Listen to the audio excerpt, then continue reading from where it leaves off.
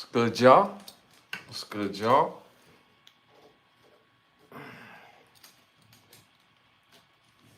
Whew. It's been crazy behind the scenes. Thank y'all for tuning and tapping in. Thank y'all for your patience. I know I'm running a little behind. And again, excuse me for my lateness, but it's always good to do my thing with y'all, show y'all mad love. Again, appreciate y'all for y'all patience and for tapping in and everything. Have some things going on in the background that I try to take care much sooner. So again, I want to thank y'all for y'all patience. But let's start the show off. What's good, y'all? What's good, y'all? What's good, y'all? What's great? Thank y'all for tuning in to another episode at Brothas Get a Rap podcast. I'm your host, Ashley Lovechild, and I want to thank y'all for tuning and tapping in each and every Wednesday, each and every Sunday. We normally are around 10:30, but obviously we're running a bit behind. And again, I want to thank y'all for tuning and tapping in. I see the chat in here early showing major love. Thank y'all for that. I appreciate y'all as always. Y'all are amazing. And because of y'all, the show continues to grow and grow and grow. So it means the world to me. Can you fix it? Yeah, like that. Yeah, so again, I appreciate y'all for tuning and tapping in. Because we run a little behind, let's start the show off. Let's not play around, play no games. First segment of the night. Y'all already know. Hold up, before I start for real, I must shout out the chat. Shout out to the chat. Shout out to hold on, shout out to Winter in the building. Shout out to Hayes in the building. Shout out to Hazel. You already know Hazel. What's up, Hazel? Shout out to you in the building. Shout out to Tremont in the building. Your BK in the building. Shout out to shout out to King Pete. Thank you for the gifted. Appreciate the gifted. Thank you, bro. You was right on how good of a watch. Welcome to Dairy HBO. I told y'all, Welcome to Dairy is fire. If y'all haven't caught it already, it's a great show. Make sure y'all tap into it. Shout out to, shout out to Shay. Love, Welcome to Dairy. Shout out to Shay in the building. Appreciate you for tapping in. Shout out to Ebony. And shout out to Paul. Appreciate you tapping in. As always, major love. Remember, y'all hit them likes, hit the 100s, hit them likes, hit the 100s. That helps with the growth of the show.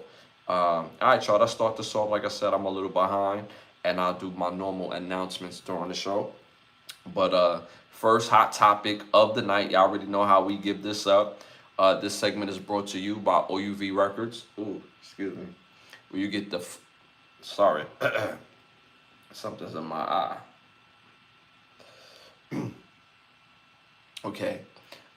Again, first segment of the night brought to you by OUV Records, as you see right here, and as you see right there. Make sure you go to Instagram at OUV Records and stay in tune to the latest music and merchandise. The label motto is create, document, and inspire.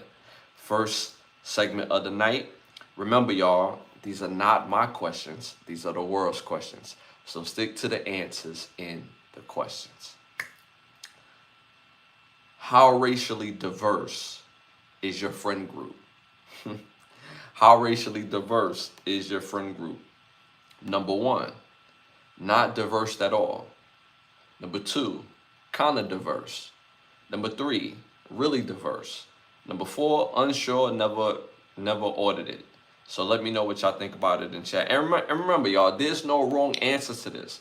These answers is based on your real life, and there's nothing wrong with however you answer. It doesn't make you sound away. It doesn't make you be away. So again, it's cool. Just be cool with telling the truth. It's all good. So again, how racially diverse is your friend group? Again, number 1, not diverse at all. Number 2, kind of diverse. Number 3, really diverse. Number 4, unsure, never audited. Let me know what y'all think in the chat. Let me know what y'all think. Just shout out to Bob Smith in the building. Appreciate you tapping in. Shout out to Bob. Appreciate you. Hit them likes, hit them 100s. You don't tell me to take nothing off. That sounds crazy. That sounds crazy. You at my house, dog. If you're here to show love, light, and energy, cool. Appreciate having you. You don't tell no man, especially me, to take nothing off, bro. Yeah, it's weird. Again, for me, looking at this in my real day to day, I would say my I would say my friend group is kind of diverse in my day to day. I don't really see my friends for real day to day, right? But I have all types of friends. Some that happen to be white.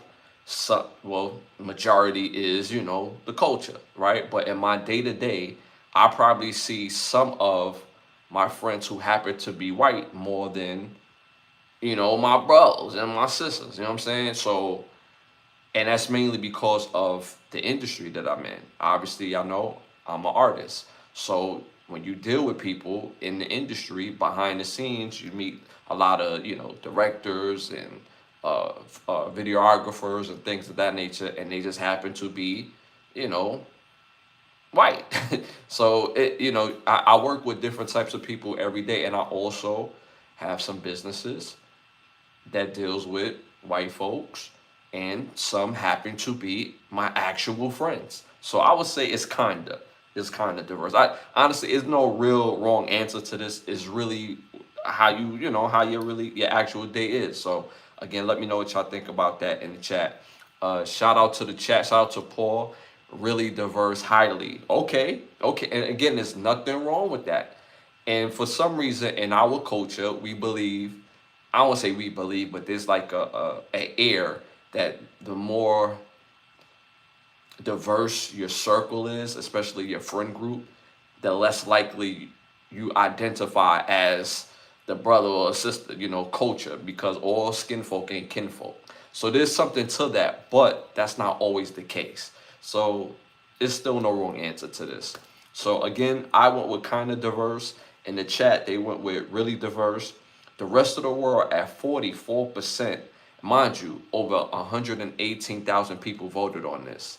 Went with two, kind of diverse, kind of diverse, and I can understand that, because when you look at most places where people live, in my opinion, most people live where their money will allow them.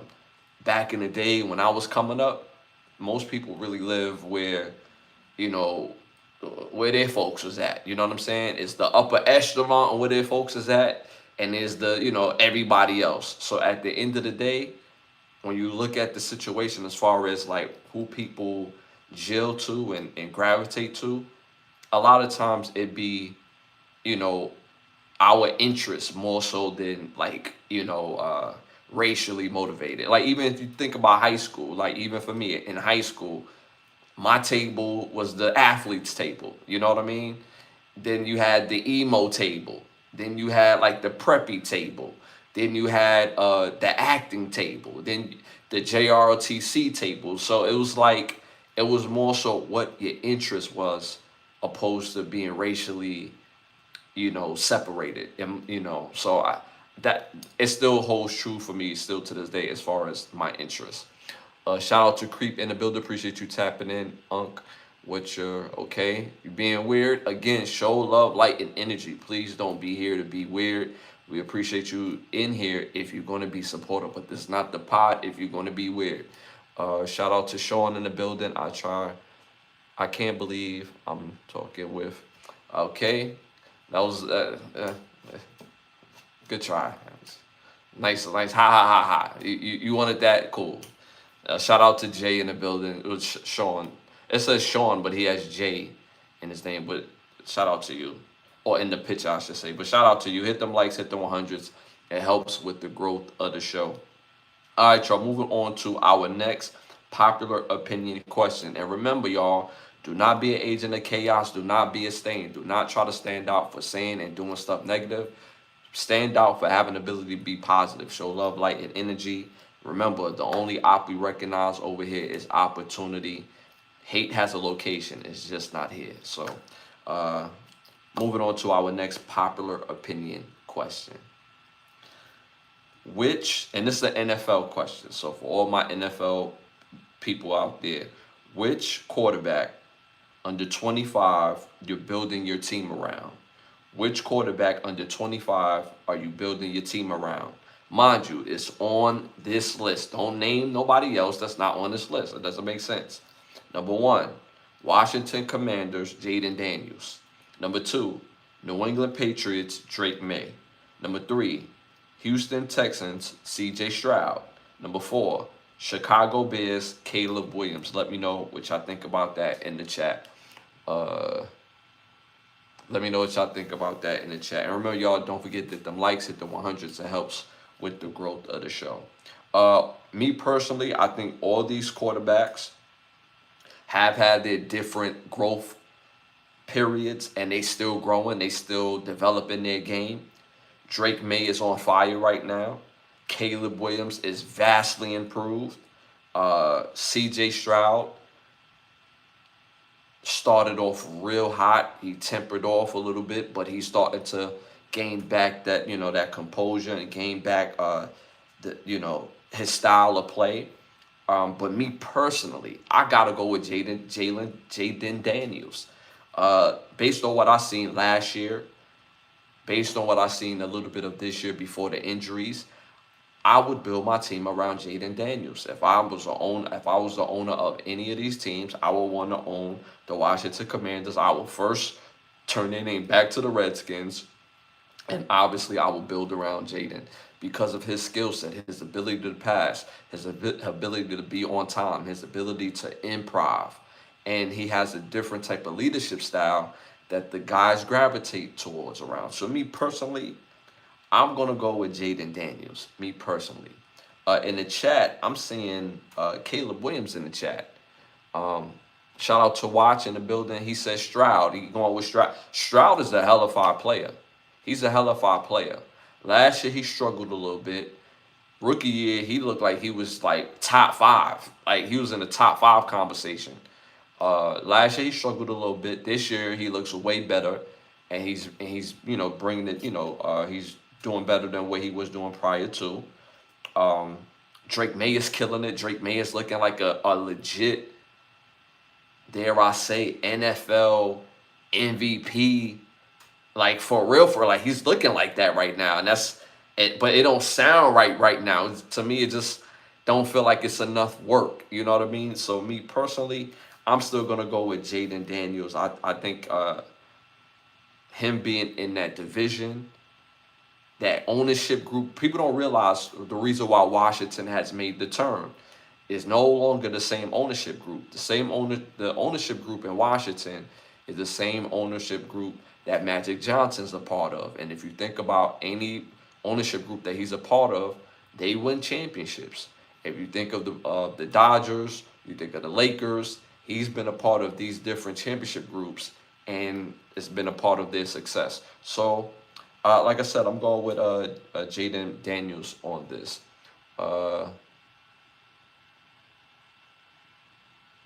Shout out to Straw Wars.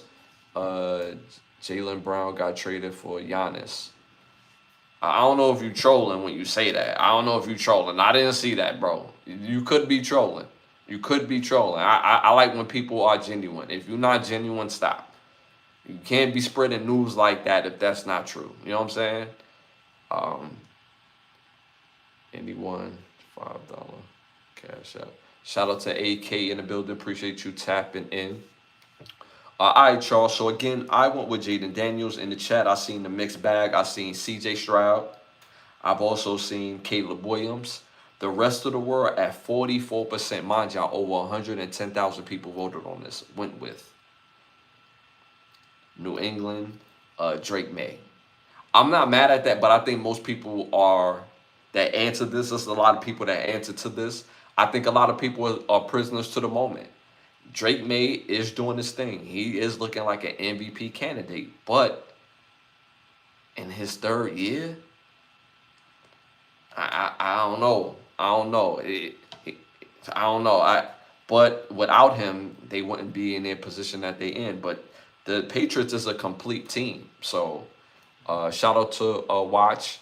I respect that choice. But Daniels is made out of glass. I need someone who can stay playing. I I don't think he's made out of glass. I don't think he's gonna have a career where he's always injured, in my opinion. Like I said, when he got drafted, I thought he was the best quarterback on the board, and I think Chicago should have drafted him. But even though he, like him being slim, he doesn't play reckless. So that's why I don't think he's going to be like injury ridden throughout his career. Me personally. Shout out! Oh, we got my boy in the building. Shout out to Patrick in the building. You already know what it is. Shout out to Held in the building. Appreciate you for tapping in. Shout out to Hans. Appreciate you for tapping in. Please do not troll. This is not the podcast for this. Show love, light, and energy. Do not troll. All right. Show love, light, and energy, my brother. Find a better use of your time than the troll, cause it's crazy. All right. So I'm gonna just hook you up with some tickets. I asked you nicely, and you wouldn't respect the pod. Yeah, shout out to my bro Biggs in the building, aka Messiah. My bro Biggs in the building. You already know what it is. My dog. Don't forget that y'all hit them likes, hit the 100s. It helps with the growth of the show, and we continue to grow because of y'all and that love, light, and energy that y'all give. I'll be seeing the comments that y'all put in the videos. I appreciate that. Again, I appreciate the engagement. It keeps growing and growing. And each show, I just be like, oh, where? Oh, you know what I'm saying? So that's ain't nothing but love. You know what I'm saying? Ain't nothing but love out here. You know what I mean? Just like Eddie King Jr. Ain't nothing but love. Uh, Shout out to the presenting sponsor of the podcast, which is Button Snaps, where you get the finest of movies, shows, documentaries, and original content for your viewing pleasure of $4.99. Again, that's Button Snaps. That's the word buttons, hyphenated sign, in the word snaps.com. That's the word buttons, hyphenated sign, in the word snaps.com. Shout out to Hope in the building. Appreciate you for tapping in. Hit them likes, hit the 100s. It helps with the growth of the show. All right, y'all, moving on to our next segment. Hollywood need to ask us. Hollywood need to ask us. Can we finally put some motion and bring back American Ninja? Can we bring that back, please? Instead of having it as one movie or one off, bring it into a series. Give it enough time for the story to develop, and bring back the movie American Ninja as a TV show. But make it like a movie, if that makes sense. Like, you see how we have Welcome to Derry, we have Alien Earth. Every episode feels like a movie for real, like that movie quality, but, you know, put it into the episodes. If y'all not familiar with the American Ninjas, they came out with like late 80s, 90s, throughout the 90s. Just a nostalgic, great show, or great movies, I should say. Well, looking at it as a grown man, the movies, you know, they timestamp, you know, but at the time when they came out, when I was a kid, I was like, yo, this is popping. But being that we're in 2025, make a up-to-date version of the American Ninja, make it rated R, and put a great script to it. Like those original American Ninjas, where you had, of course, the Americans who go fight. They will go to like these different countries and basically are used as weapons of war. But there's one particular American Ninja that just always stood out to me, was American Ninja 4. And by the time they got to American Ninja 4, they used the soldier to go to this different area. They was holding hostages, and then he gets caught.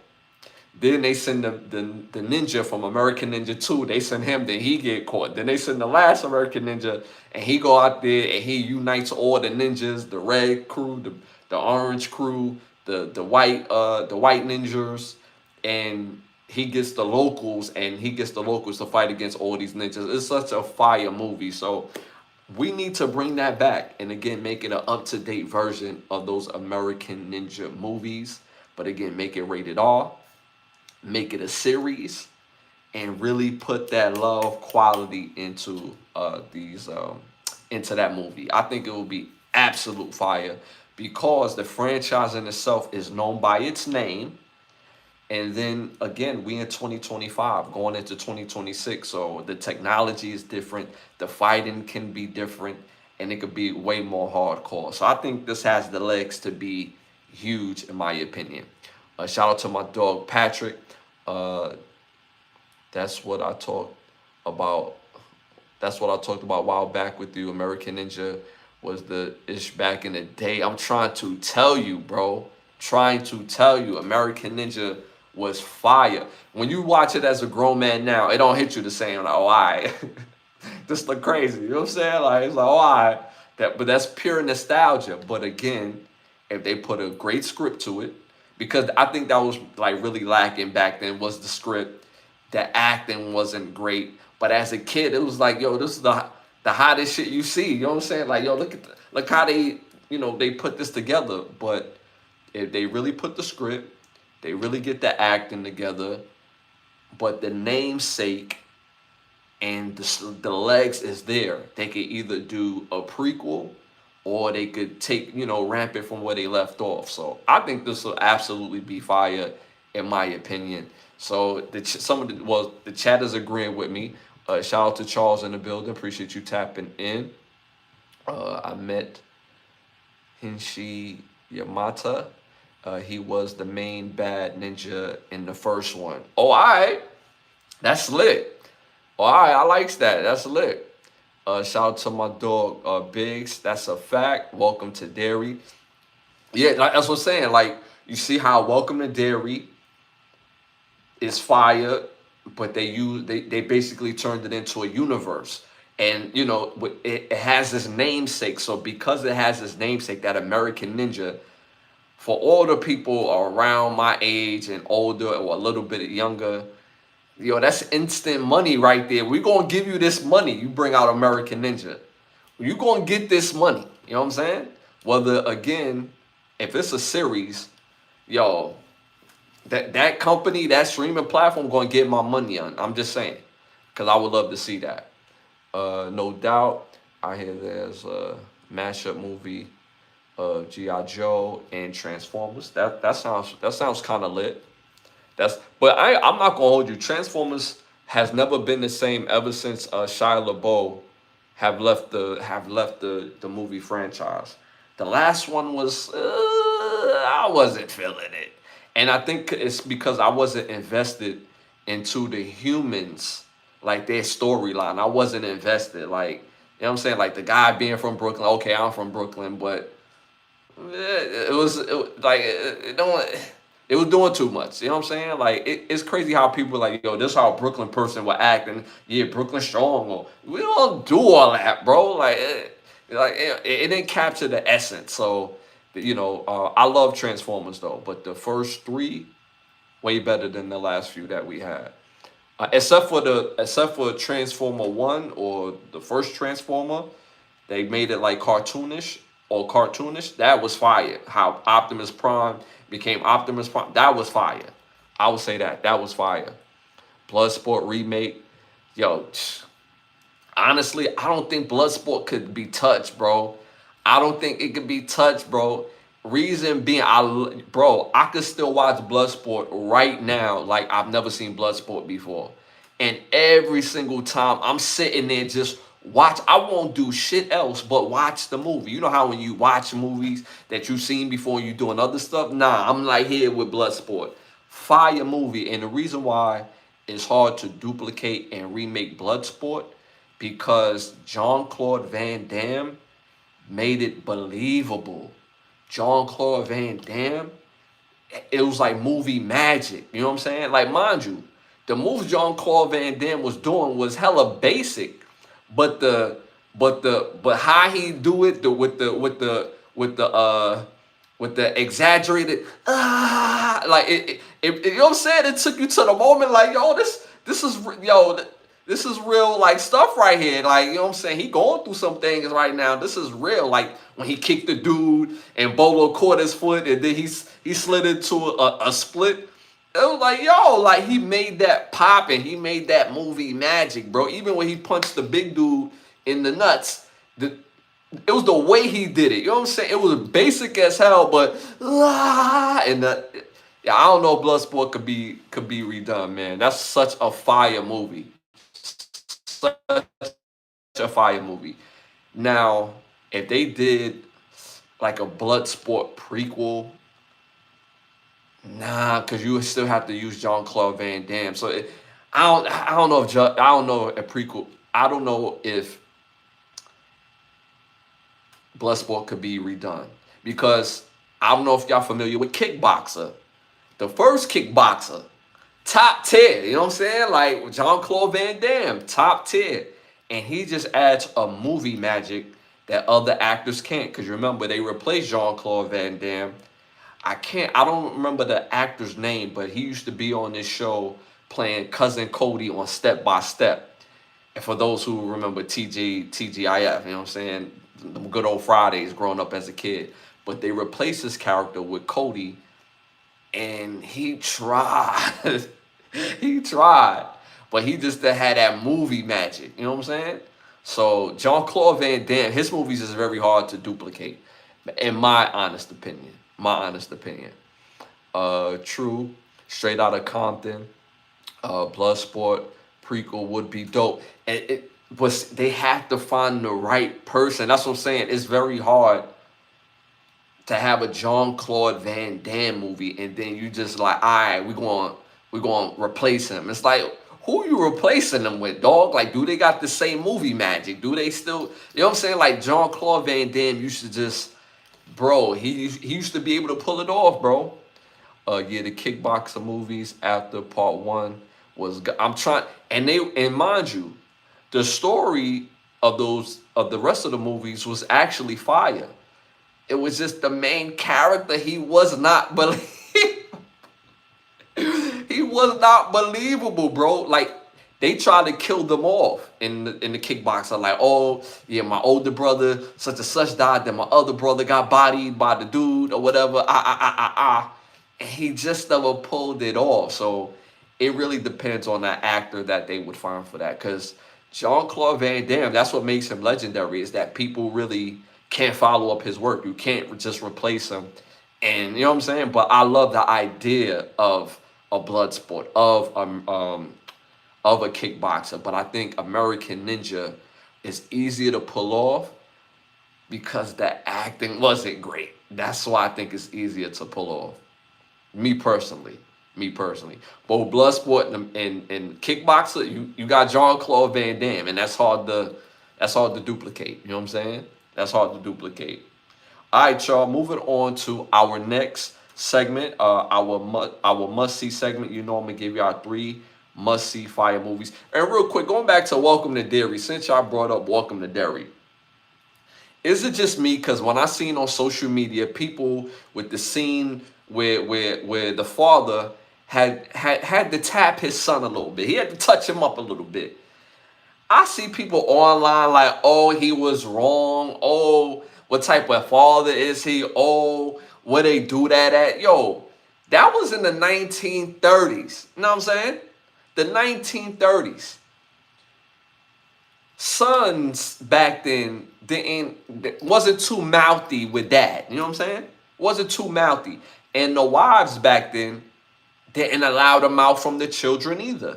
And they kept quiet when it was time for their kids to get disciplined. Because guess what? If they don't respect dad, they're not going to respect the woman of the house. So dad handled ass whoopings. So when he touched them up a little bit, he had to give them a little 5-finger love. You know what I'm saying? I'm seeing all on social media, oh, he's a terrible dad. Nah. Sometimes kids need to get their ass whooped. They have to. You got to reboot the system. You know what I'm saying? Now, some people may think beating children, or I won't even say beating children, but whipping a child is excessive mainly because of their upbringing. I understand that, and I can respect that.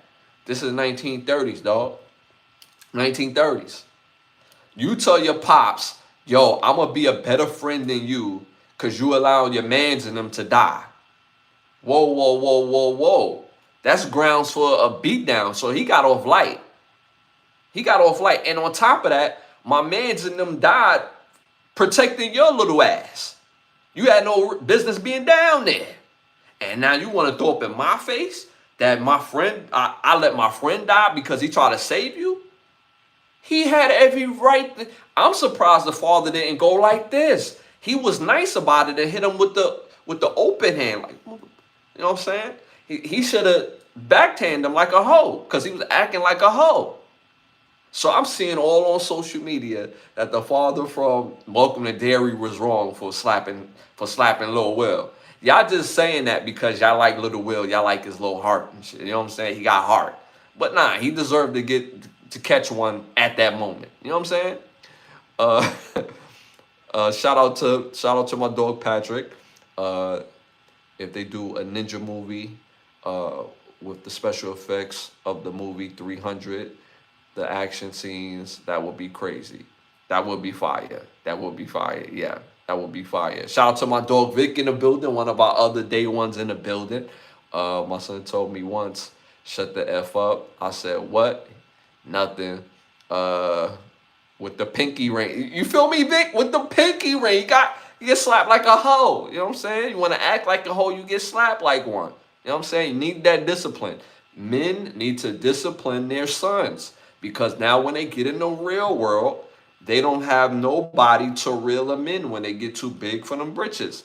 There's always somebody bigger and badder than you. Bro, you came from my balls. I don't care if your mother carried you. That's cool. Without her, you wouldn't be here. But without me, you wouldn't be here neither. You came from my balls. Respect the balls. Respect me, son. So I won't allow something that come out of my balls to disrespect me. Just saying. So I see that all on social media. People saying that he was wrong.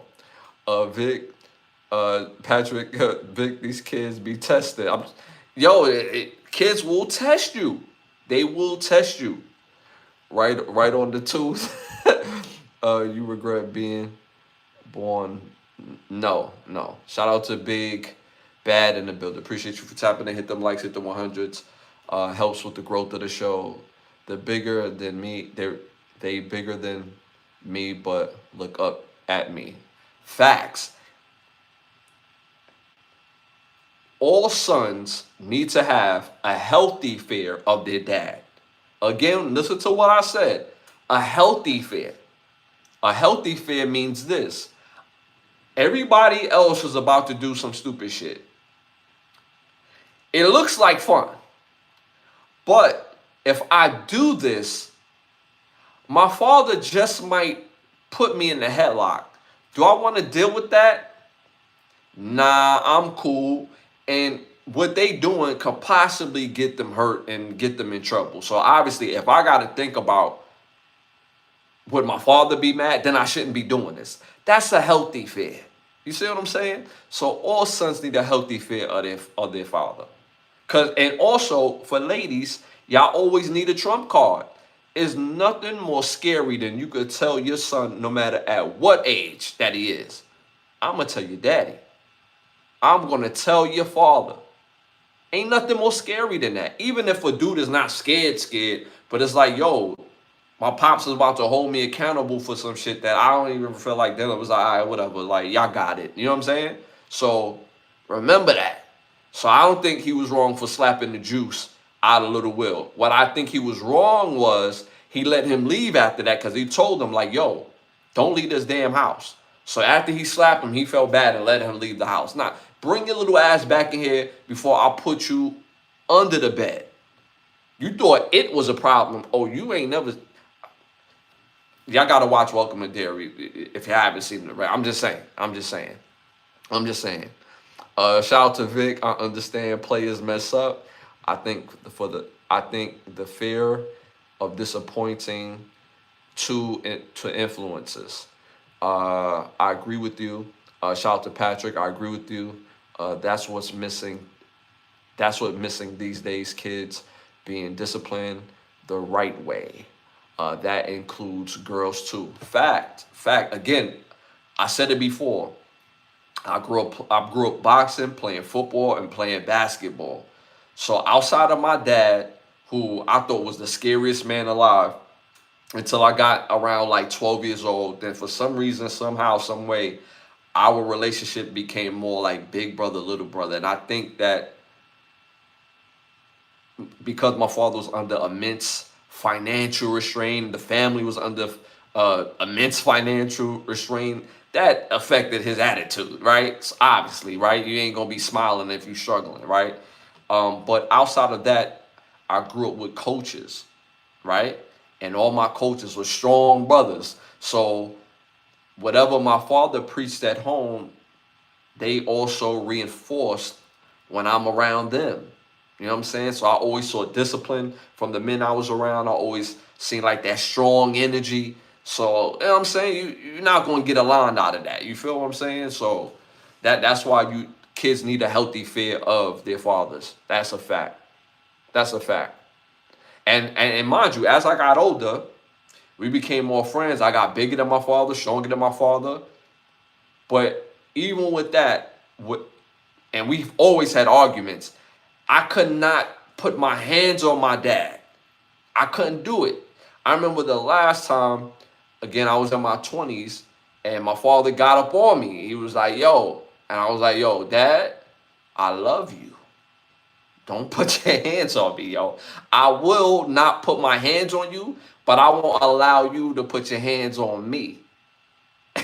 If that makes sense. You know what I'm saying? So be cool like you be cool. I love you. We gonna get over this. You feel me? We gonna make it. You know what I'm saying? Like May say. Is that May song? No, we gonna make it like the Locks. You know what I'm saying? Be cool. I'm never gonna put my hands on you, but I'm not gonna allow you to put your hands on me because I respect you too much.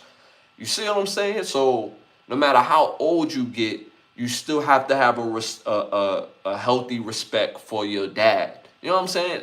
Do that make sense, y'all? So that's why I say that. And then mind you, my pops was terrified of his pops. And my grandfather was nothing but maybe like 5'8".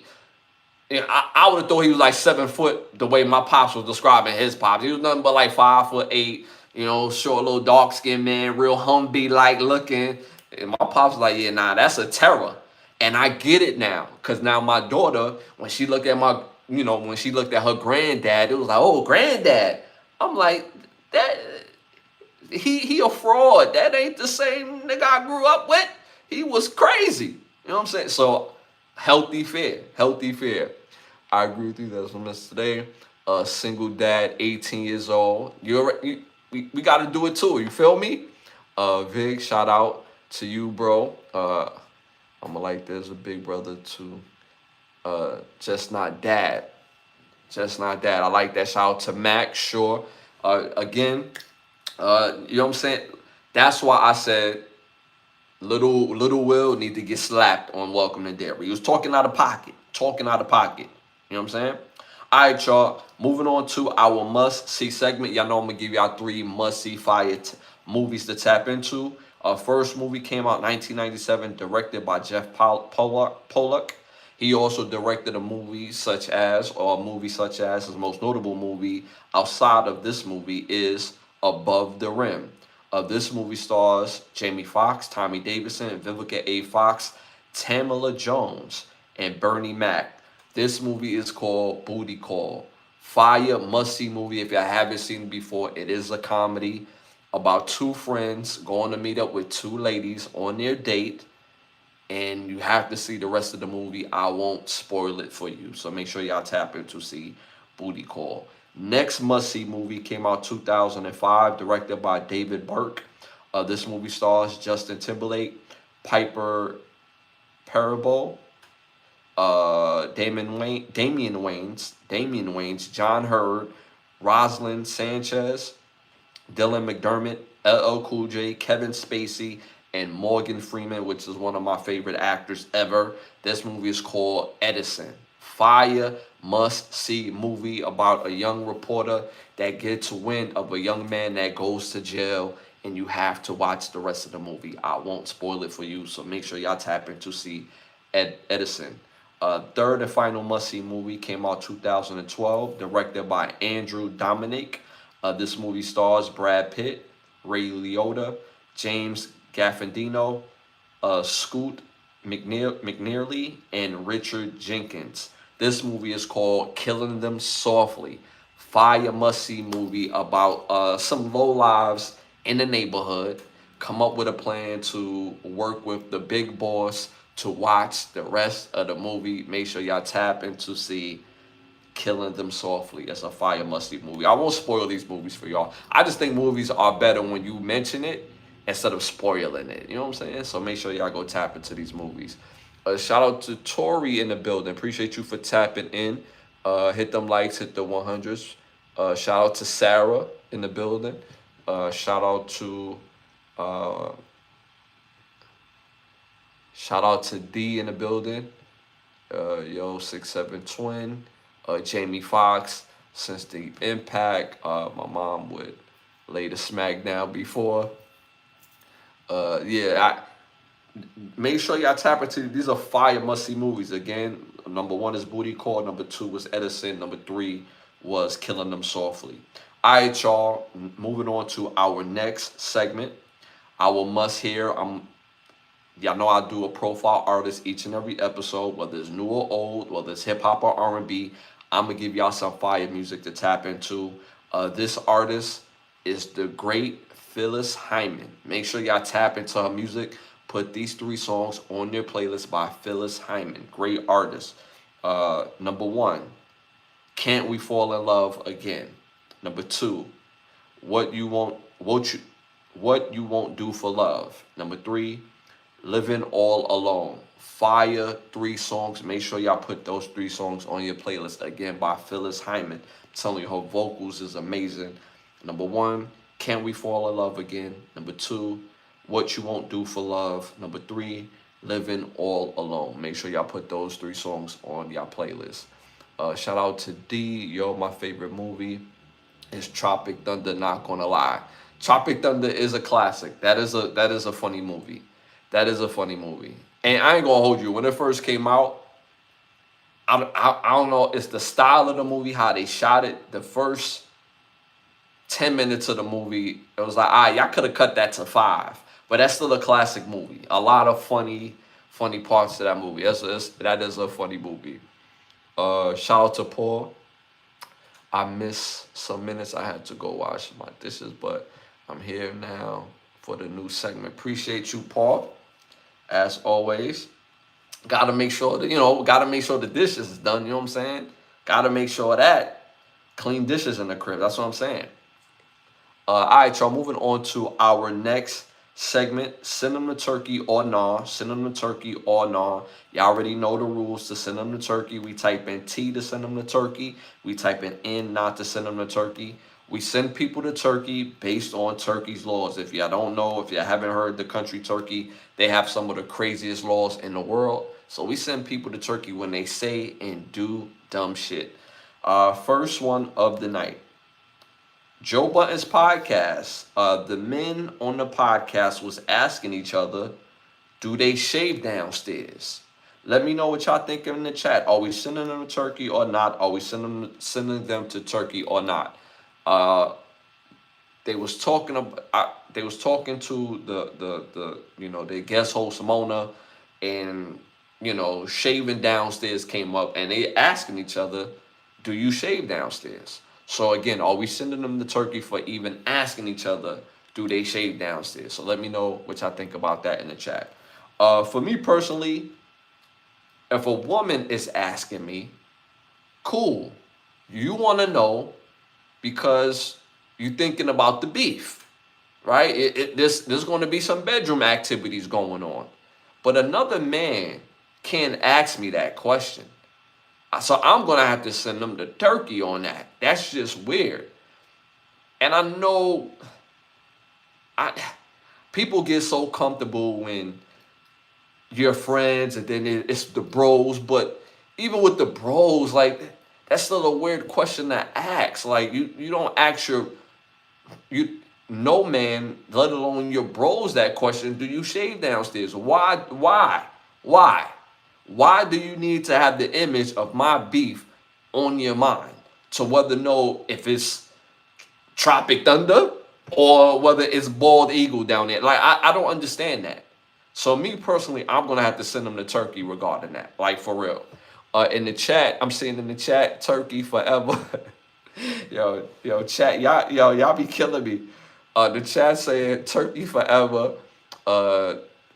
T One-way ticket to Turkey. Yo, y'all are stupid.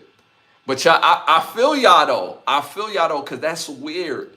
I'm I have real friends, and when I say real friends, meaning like friends since I've been alive. You know what I'm saying? Since I still have my friends since I was a kid, going on 30 something years of friendship. You feel me? So I don't I've never asked them that. You know what I'm saying? That's not something they ever asked me. What they do downstairs is not my business. I wouldn't even care to know. Like that's just wild. That's just that's just wild. Like I don't get it. I don't get it. So, yeah, fellas, men don't do that. You know what I'm saying? And I'm not just speaking to the Joe Button podcast, but just men in general that don't understand that. You don't ask other men, "Hey, bro, do you shave?" That's just weird. So, I'm gonna have to send them to Turkey. All right, y'all. Moving on to our next one. Send them to Turkey or not. Send them to Turkey or not. You already know. Type in T to send them to Turkey. Type in N not to send them to Turkey. Now that you got some of the gist of the rules, if this is your first time watching. Uh, a teacher fights a student for repeatedly calling him the N word in the hallway. Let me know what y'all think about that in the chat. Are we sending this teacher to Turkey or not? Again, a teacher fights a student for repeatedly calling him the N word in the hallway. Let me know what y'all think about that in the chat. Do y'all think it was wrong for the teacher to fight the student for calling him the N word? Let me know what y'all think about that in the chat. Me personally,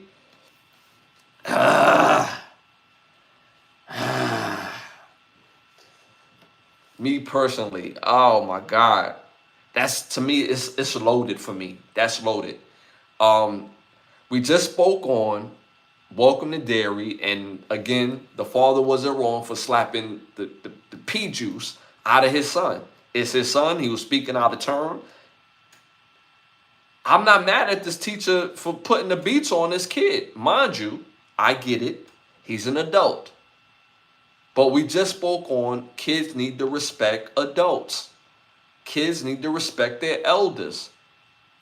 Obviously, that kid either learned it at home or he's around adults that think that's okay and they don't put boot to ass.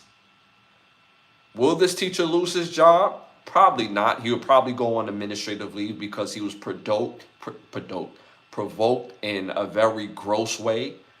That child also needs to be suspended because he provoked in a very racially motivated type of antic type of way.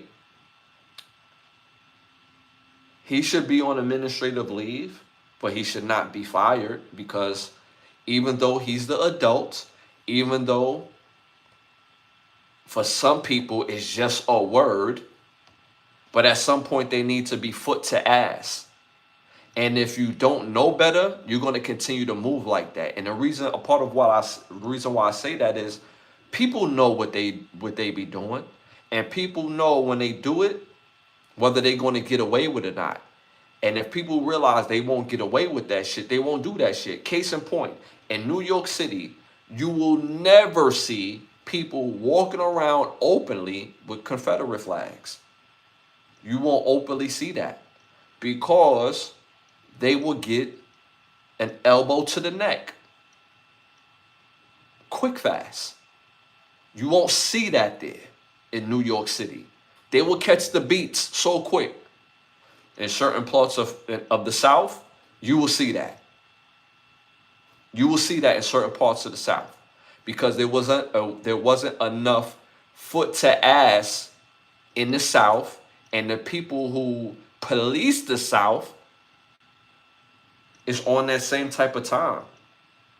So when people know better, they do better. Same thing like where if you from the culture and you allow your friend that happened to be white to say the N-word, it's like, yo, what the hell are you doing? I don't get that neither, right? They not gonna know better until they get into a situation where they're using it somebody will approach them and they not gonna look at them like how you look at them. Like, oh, that's just my boy and he cool. Nah, he ain't cool. He ain't cool because I ain't cool with him saying that. So at the end of the day, should he go to Turkey? I can't send him to Turkey. I can't send him to Turkey. Should he be on administrative leave? Yes, but he was also provoked in a very racially, and with that I won't say anecdotic because that's not the word, but just in that, like, he was trying to bait him. You know what I'm saying? So we can't allow that to happen. Me personally, I probably would have got one of the students I was cool with on the low to go, meet him in the bathroom and, you know what I'm saying? That's just how, you know what I'm saying? But I can't be mad at that. You know what I'm saying? Me personally. Shout out to the chat. The chat is, send them to Turkey, not send them to Turkey. So the chat is both ways with this. Did he lose his job, the teacher? I didn't see that part yet, but in my opinion, he should be suspended, not lose his job. But I'm not sure. I haven't seen that part yet. They just spoke on the fact that that he had to put hands on this kid, and they actually showed him giving him the beat bops. And he was kind of nice about it because he could have really like ended him. He pieced them up, but he could have did a whole lot worse. Shout out to AZ. Hey, what's up? Appreciate AZ for tapping in. Hit them likes, hit the 100s. Appreciate you for tapping in. If so, he's an idiot. So send him to Turkey. So you gonna send him to Turkey? Okay, that's cool. That's cool. You don't let anyone mess with your money. I could definitely respect that, and I definitely can respect that for sure, for sure, for sure. That's why I say for me, I probably would have told one of the students I'm cool with because all teachers got students that they cool with, and I'm like, yo, this is what he's saying. You know what I'm saying? You need to go meet him in the bathroom for me and two piece him up real nice. You know what I'm saying? Two piece him up real good, real nice. You know what I'm saying? So that's just me. That's just me. And leave like the leave like what's they call that, a playing card of a heart. You know what I'm saying? The heart me represent Lovechild. Came from the Lovechild. You know what I'm saying? Like that's how we doing it around here, baby. You know what I'm saying? That's just me personally. Shout out to Johnny in the building. Appreciate you for tapping in. I had a dream last night. Okay, brother. Okay. Appreciate you for tapping in. Shout out to Justin. What is your least favorite race? My least favorite race is I would say the race that we trick each other that we're not the same. We're similar. We're not always the same, but we're the same. We're still the human race. And as a people, we don't realize things come about to divide us. And the reason why the division is prevalent because of resources. If we combine resources, we could rule the world. So that's the race I hate the most. Shout out to Johnny. I got the pass. Poor white people saying it. I'll post this. All right, shout out to Johnny. I'm about to hook you with some tickets to the block party. You'll be the first to go. No, actually, you'll be the second to go for the night. We're gonna hook you up with some tickets if you keep it up. Shout out to Johnny, Justin. What's your least favorite race or culture? I think I'd answer that pretty well. I'm a big believer in people. There is no, I like this race more than the other. That's weird. So, especially when we live in a world full of interests. So, but shout out to you, man. Hit them likes, hit them 100s, man. All right, y'all. So leaving that. The chat, y'all saying send them to Turkey. Majoritively sending them to Turkey.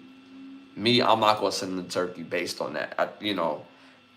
But y'all do make up some great points in the chat though. So, all right, y'all. Moving on to our next segment. Y'all already know what time it is. It's time to wrap. This segment is brought to you by Button Snaps, where you get the finest of movies, shows, documentaries, and original content for your viewing pleasure of $4.99. And remember, it's the word button snaps. The word button, hyphenated sign, in the word snaps.com. Again, it's the word button, hyphenated sign, in the word snaps.com. First hot topic of the night. Real quick. Shout out to the NBA legend, Eden Campbell. Rest in peace. Eden Campbell was such a good player, in my opinion. Definitely an NBA vet. Played on them Lakers teams in the late 80s, early 90s. He was such a good player, man. Shout out to Eden Campbell. Was a good player for a long time, and shout out to him. And rest in peace, and my condolences to his family. All right, y'all. First hot topic of the night: Colorado football. The University of Colorado athletics faces a record of a $27 million deficit for 2026, despite its projected $137 million revenue. Expenses soared to 100. Hold on, is that correct? They said the expenses soared to $164 million, and it was driven because the player salary cap went up to $21 million, and Dion's contract went up to $10 million per year. Let me know what y'all think about that in the chat. Again, the University of Colorado athletics faces a record a $27 million deficit for the 2026 year, despite its projected $137 million revenue, with the expenses soaring to $164 million due to the $21 million salary cap of the players and another $10 million for Deion Sanders per year. So let me know what y'all think about that in the chat. Me personally, I want to call bullshit on this. But the books is the books. Like, if this is what's going on in the books, it's the books. They're going to have to do a better job in delegating these funds to their team.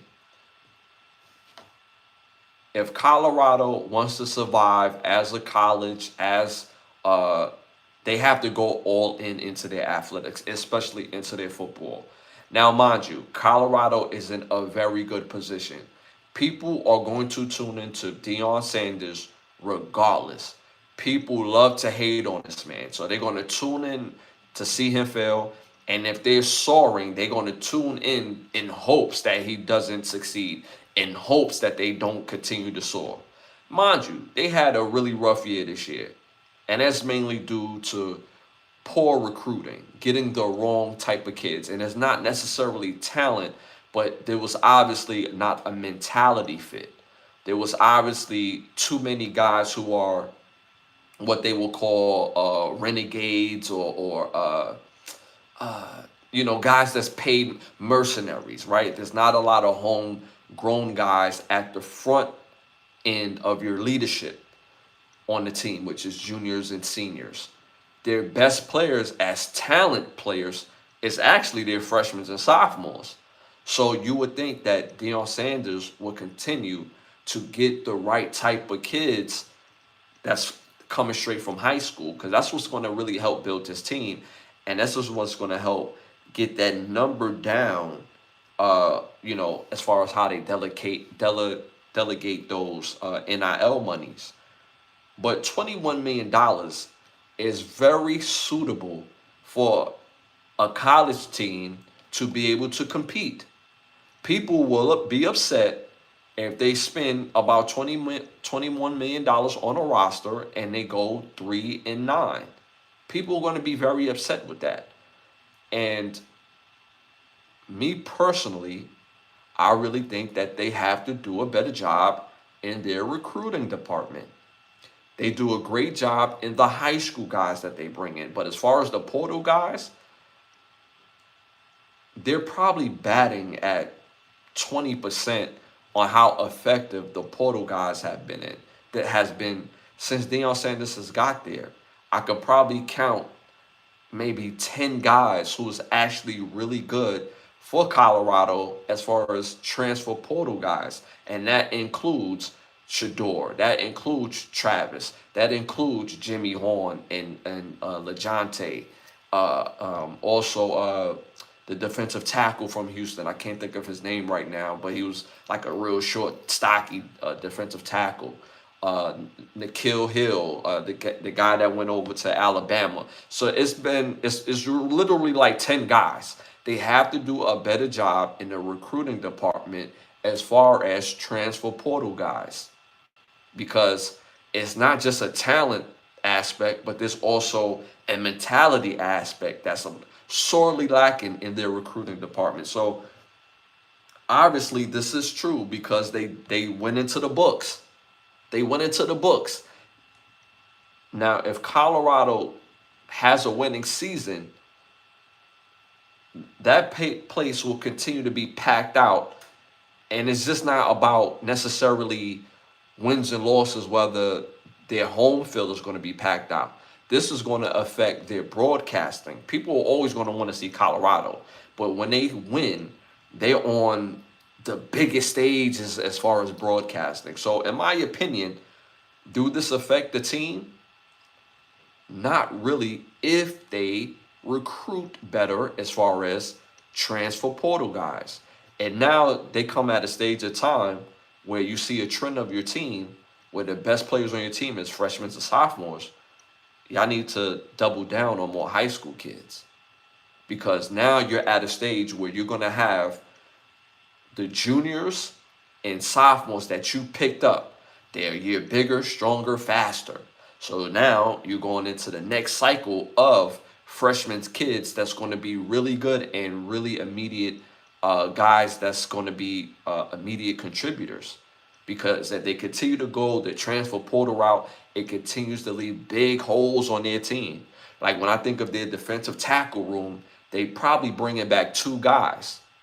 8 guys was 8 of those defensive tackles was seniors. So that hole is too big to leave on your football team.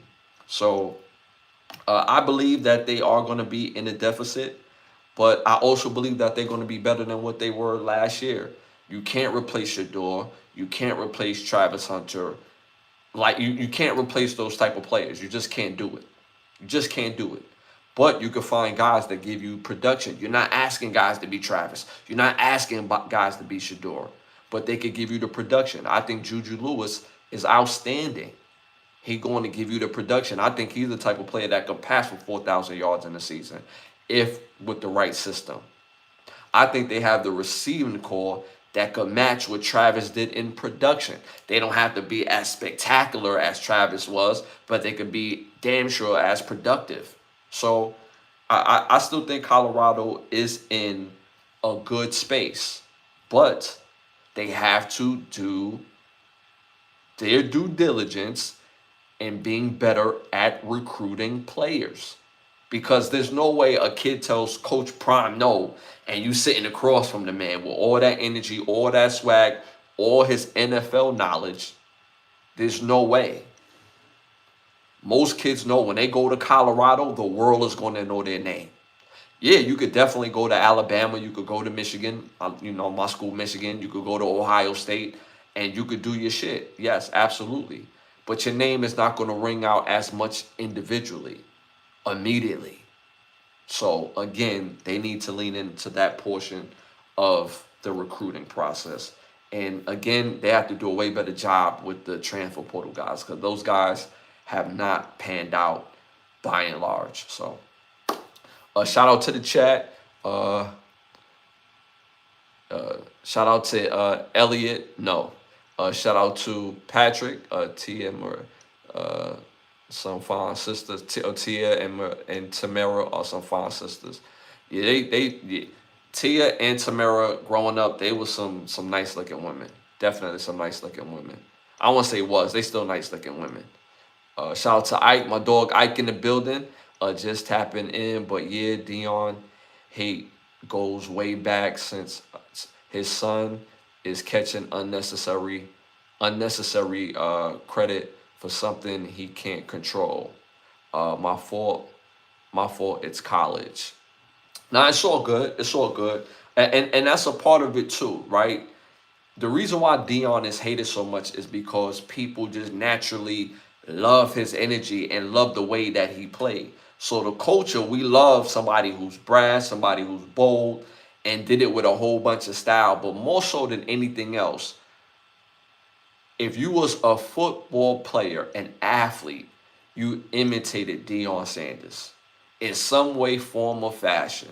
Whether it's the style, whether it's the mentality, whether it's in your play, and that wasn't a culture thing. That was if you played football. So that means if you was white, if you was a brother, if you was from any other culture, when you seen Deion Sanders, you immediately got inspired. That's what the people hate Deion hate the most is that impact. That's why I say if Deion sits in front of a kid, I don't care if Alabama, I don't care if it's Ohio State, I don't even care if it's my own team, Michigan. That kid is going to Colorado, bro. Like, it is what it is. It is what it is. And they hate that. That's for sure. And that's why you seen Dan Landing when Colorado, their first season with Coach Dion, that's why he said that, oh, we don't play for clicks when Oregon definitely do.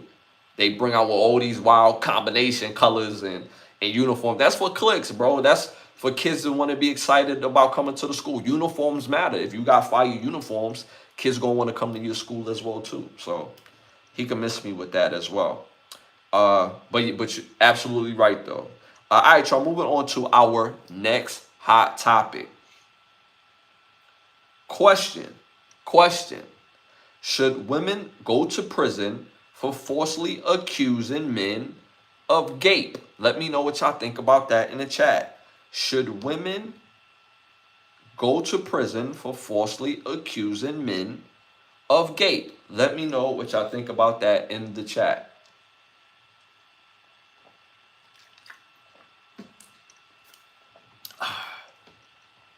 For me, this is kind of loaded. Obviously, I think a woman should go to jail if she falsely accuses a man for gape if he actually did not try to do so.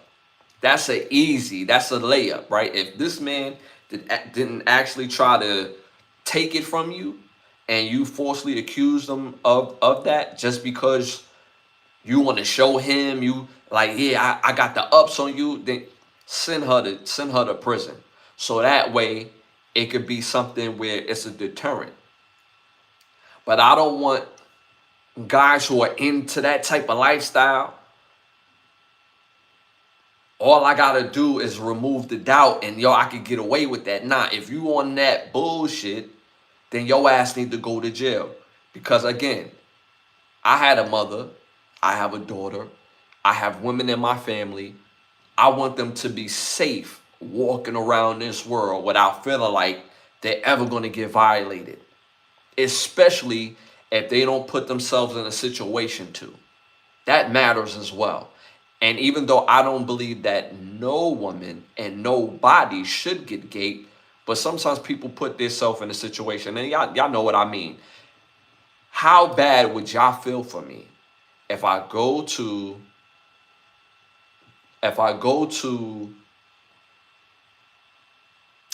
let's say I go to the zoo and I walk up to the lion's cage and I put my arm inside and be like, ah,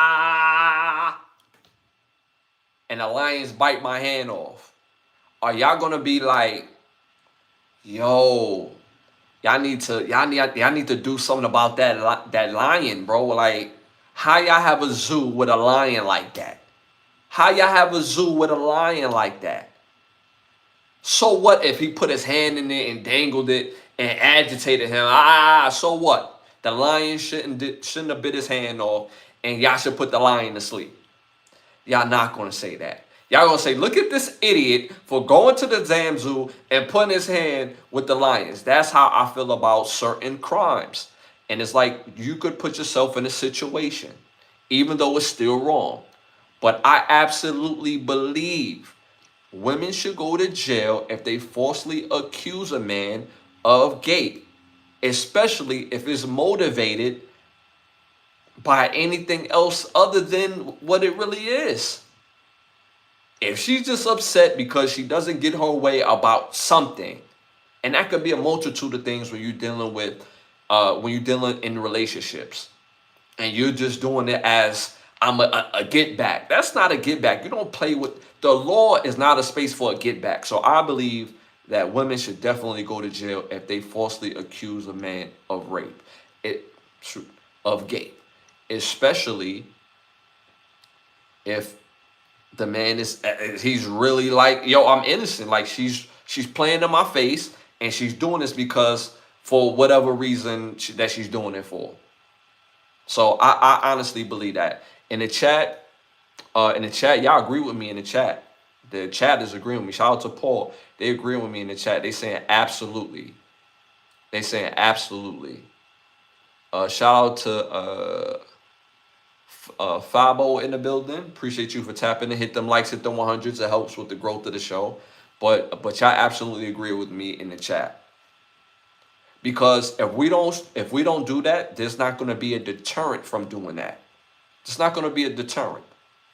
But this also has to be a way where, but the question is, if falsely accused, this is not the total aspect of gape, because the other aspect of gape is people actually doing it, and it's like, yo, but you don't got no evidence. So we're not talking about that aspect. We're just simply talking about the aspect that a woman is just simply falsely accusing this man of gape for whatever reason outside of the fact that he did not do, like he didn't move like that. So the chat is definitely agreeing with me regarding that.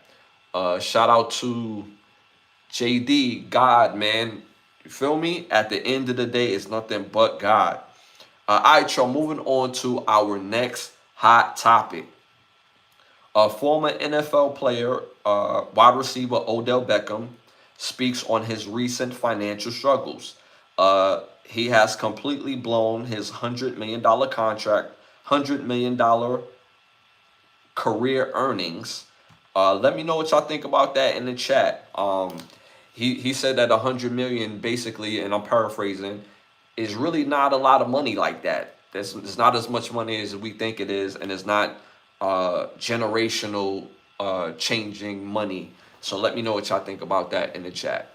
Again, former NFL player Odell Beckham speaks on his recent financial struggles and has completely blown his $100 million career earnings, saying that $100 million is really not a lot of money like that. And, you know, it is what it is in his opinion.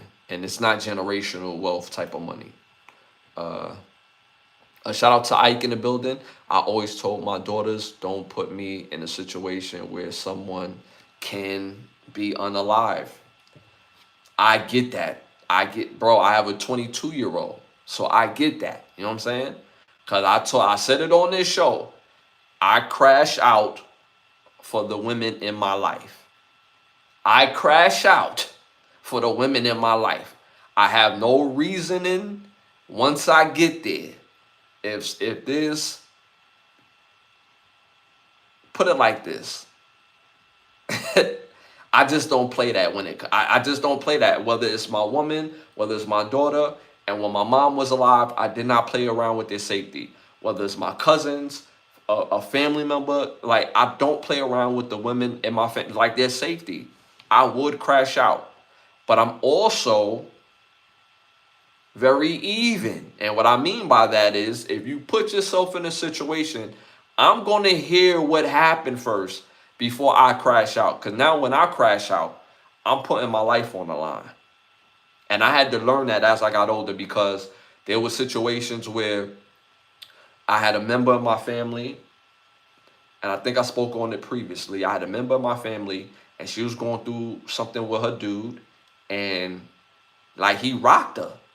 And I was like, that wasn't smart. Like, he did that in front of me? Me? So when the cops pulled up, you see what I'm saying?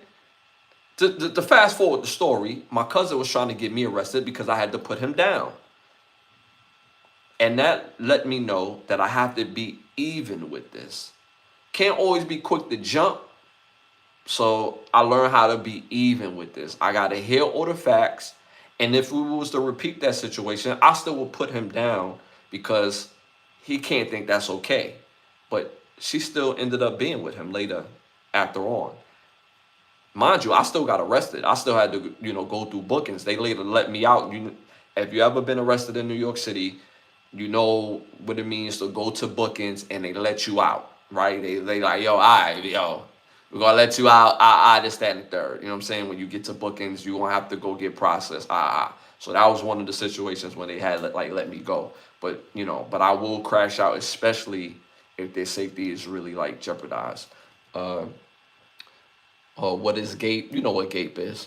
Shout out to Paul. Wow, how can anyone blow that much money? Just horrible. GAPE removed the G. You will get it. You sound like shout out to Phil Division. Hit them likes, hit the 100s. But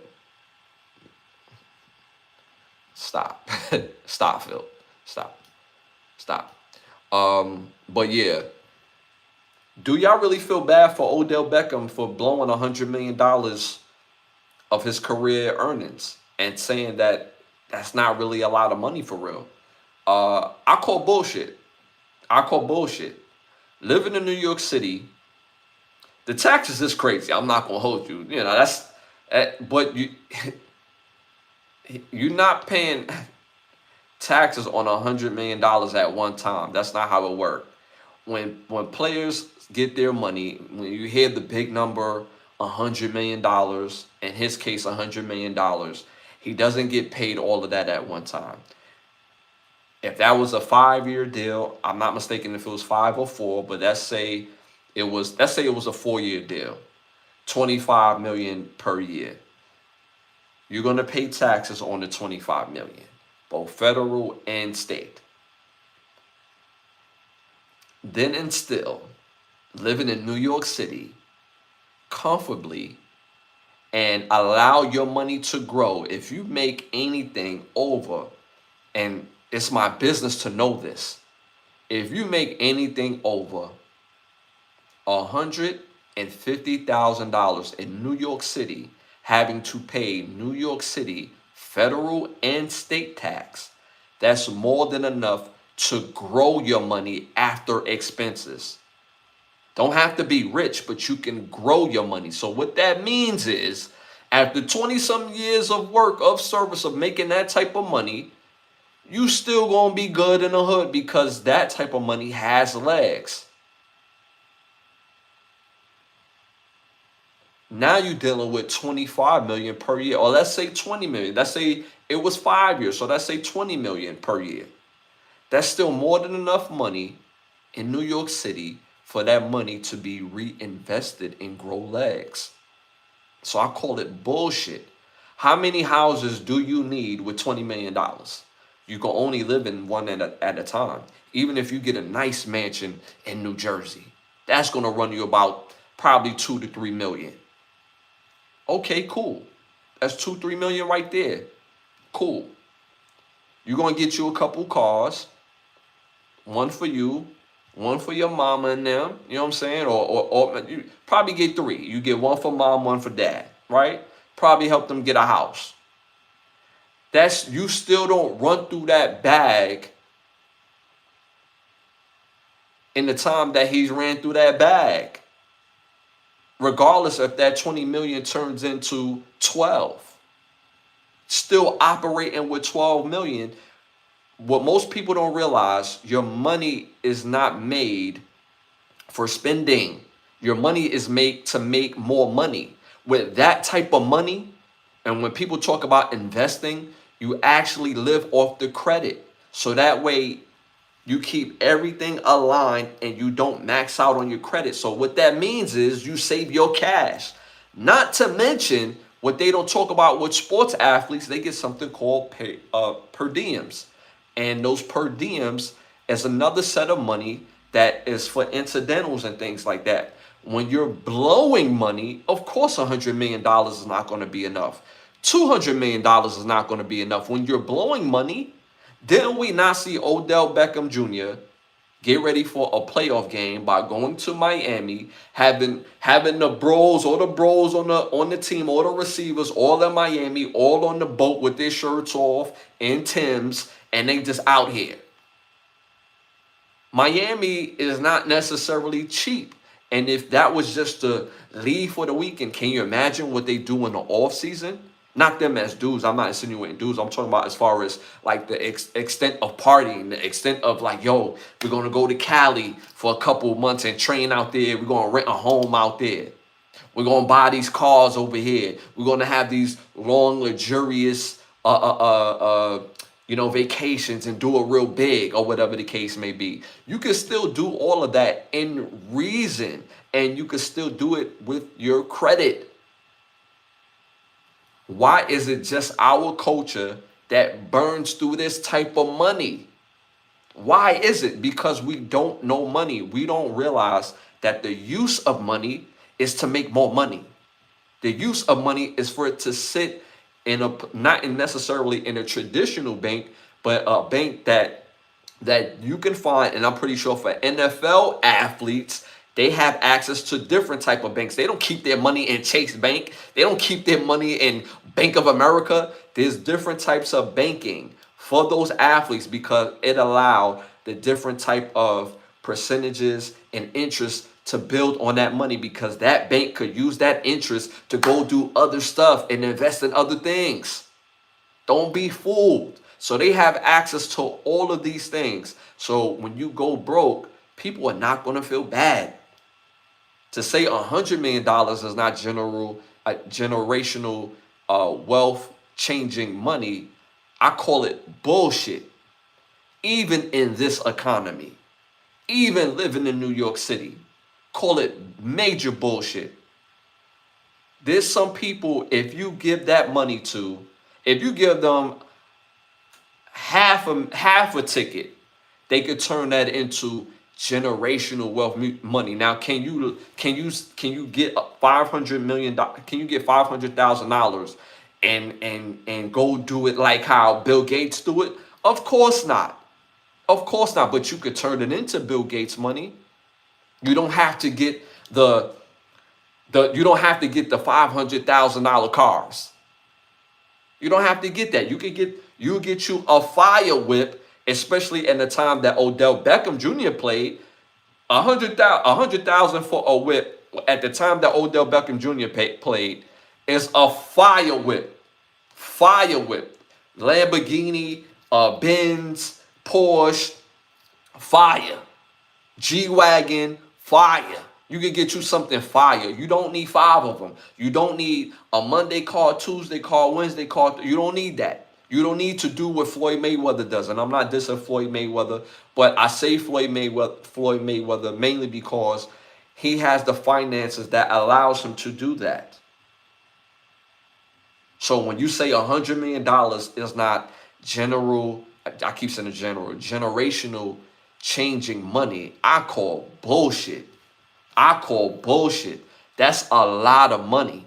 That's a lot of money. And some people say, well, that's a lot of money to you because you ain't never made that type of money. You're damn right. But me personally, which is a terrible argument for me, I understand the value of money. Outside of I want to say outside of a part of what I do with my music, and outside of that is my businesses is to know money. So I know money. I know the value of money. I know how to invest money. I know how to triple my money. So that's a terrible argument for me. So for me to get $100 million, bro, it's going to look unreal. It's going to look unreal because I understand the use and the value of it. It's not there for me to go buy 10,000 houses that is just kills the value of it. Like I just bought the house just to buy it. I'm not buying it to resell it. I'm not buying it to you know what I'm saying? Like I'm just doing it for the look of it. And it sounded like he built a lifestyle that was uncontrollable, that he couldn't, because I understand you're like having a lifestyle and having like realizing like, yo, I'm spending a lot of money per month. But how many watches do you need? How many chains do you need? How many different things of bullshit that doesn't add value do you need? So I call it bullshit. I call it bullshit. People are not going to feel bad because you had access to that, and not just access of the money. You had access to information. So I'm going to call it bullshit. I'm a great player. Great player. Odell Beckham is a great player. Seemed like a real good brother in person. A real genuine dude. But I call that bullshit, bro. You're not going to get people to feel sorry after you done went through that money, or agree with the fact that $100 million is not a lot of money. You're not going to get people to agree with that, especially in today's economy. You're not going, and mind you, and when people saying that number, it's not like he got all of that at one time. Like he said, if it was a 5-year deal, that's 20 million a year. The taxes for federal and state is very high. But again, you're only going to live in one house. You're only going to live in one house at a time. You only drive one car at a time. Okay, you hook mom and dad up with a car and a house, but guess what? Houses have value. You just don't buy a house and there's no value in the house. So a house supposed to gain more interest in money. Come on, bro. You're not going to get people to do that. If you buying the access of other things, of depreciating factors and values of things, then of course you're going to run through that money. Of course. So I call bullshit on that.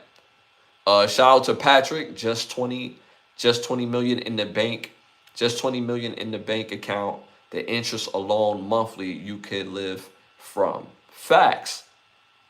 Just the interest alone on that in itself would take care of the monthly use of your credit.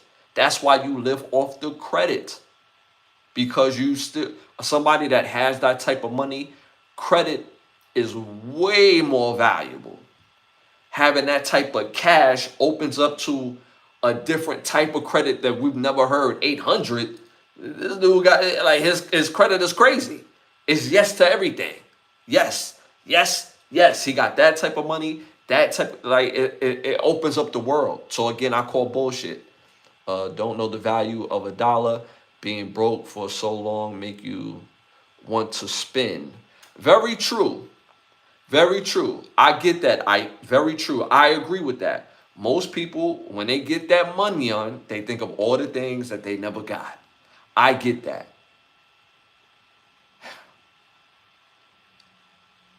There's a lot of things I never got.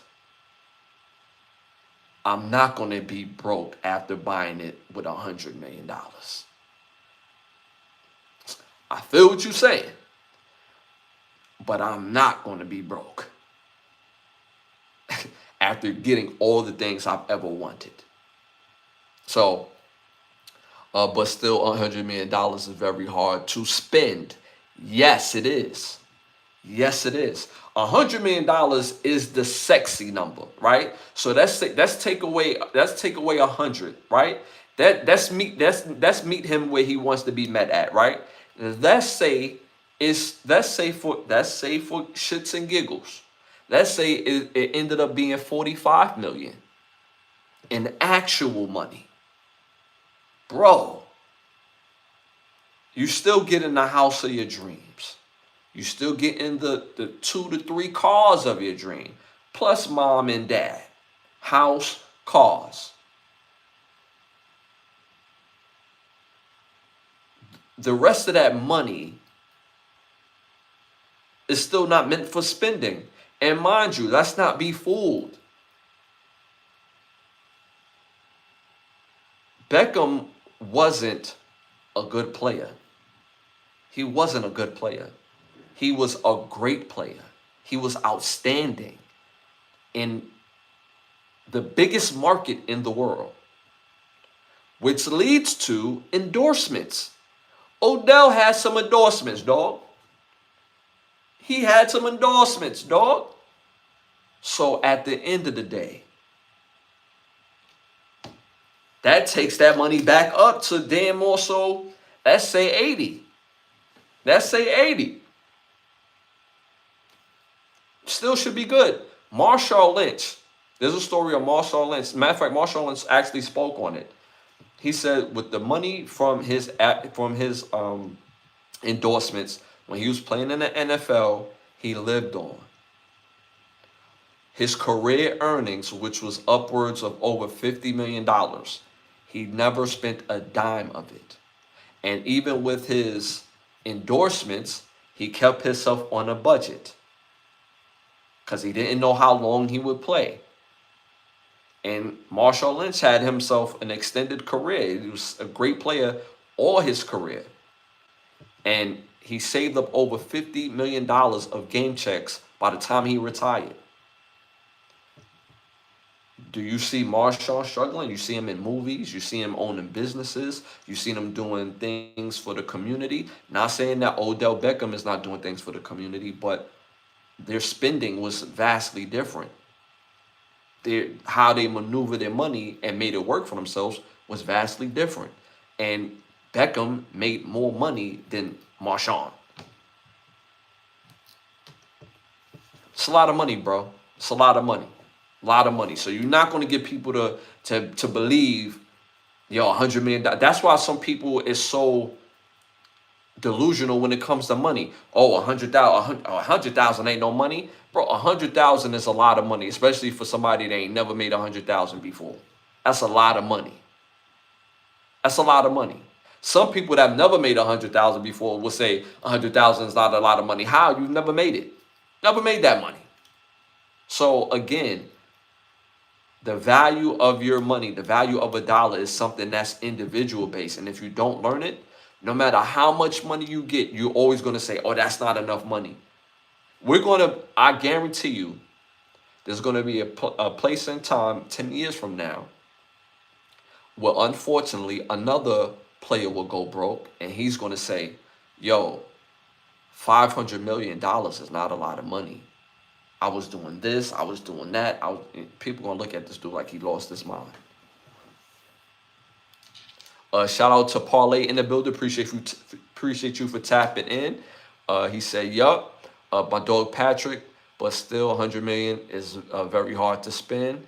That one hand catch on Monday night against the Cowboys is still fresh on my mind. That's a fact, bro.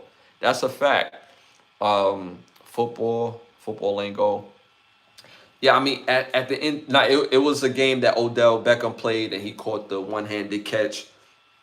And even in the biggest market in New York City, he missed out on some opportunities because after that catch, I would have had my deal with Nike, and I'm like, yo, Nike, make my gloves different. These are the one hands. Something, the Odell Beckham glove. You know what I'm saying?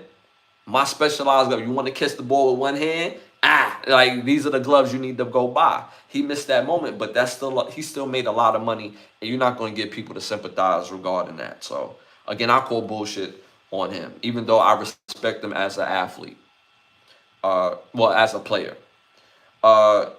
Moving on to our next hot topic. Question: was the no snitching rule in hip hop more harmful or helpful to the culture? Let me know what y'all think about that in the chat. Was the no snitching rule in hip hop more harmful or helpful to the culture? Let me know what y'all think about that in the chat. Let me know.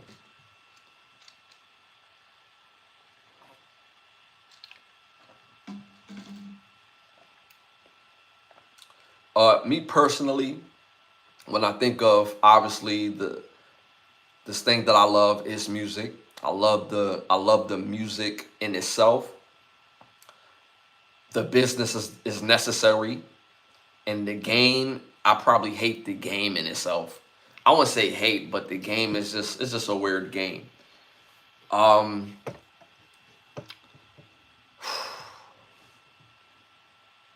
I'm gonna have to say that no snitching has definitely been more harmful. And the reason why I say that, because as a young man growing up in my neighborhood, no snitching was something that was highly not a thing. If we out here doing dirt together and you telling on me, oh, Houston, we got a problem. So snitching in my neighborhood was not accepted at all. But we have to understand something, that all snitching is not built the same. When people are not doing dirt, they're not snitching. They're being civilians, as they should. Take this shit the hell up out of here.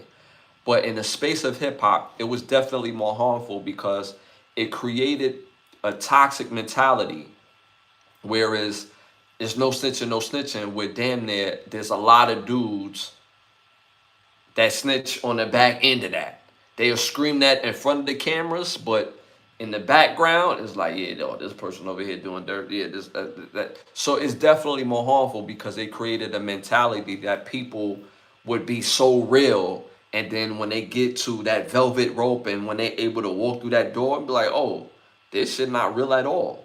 This is some weirdo shit. This is a lot of fakeness around here. That's why you see a lot of people give validation to things that are fake opposed to things that are real. Most people don't even know what real or fake is based on that notion of no snitching. So me personally, I definitely believe it's been way more harmful than helpful to the culture, because the no snitching rule hasn't helped the culture by elevating itself. There's always going to be chinks in the armor, but in a space like hip hop where the bravado is, I don't want to say it's criminology in hip hop, but there's an element to hip hop that is street. And that element, no snitching, is allowed. But how can it be helpful when that's the mantra, that's the ideology, and it's not being practiced? So I definitely believe it's been way more harmful than helpful to the culture. Shout out to Patrick. He said, I disagree. No snitching was helpful. We don't need to know everyone's dirt. Just enjoy the music for what it is.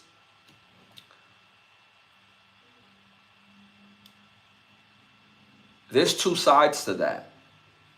We don't need to know everyone's dirt if they don't put it out there. But people do out themselves, especially in today's culture. They get on social media, they speak on their business, and people reply to their business. So there's two ways to that, in my opinion, regarding that. So yeah, me personally, I love to enjoy the music, but how can we say we want to enjoy the music when most people want to know the background of the music? Most people want to know where that artist is from.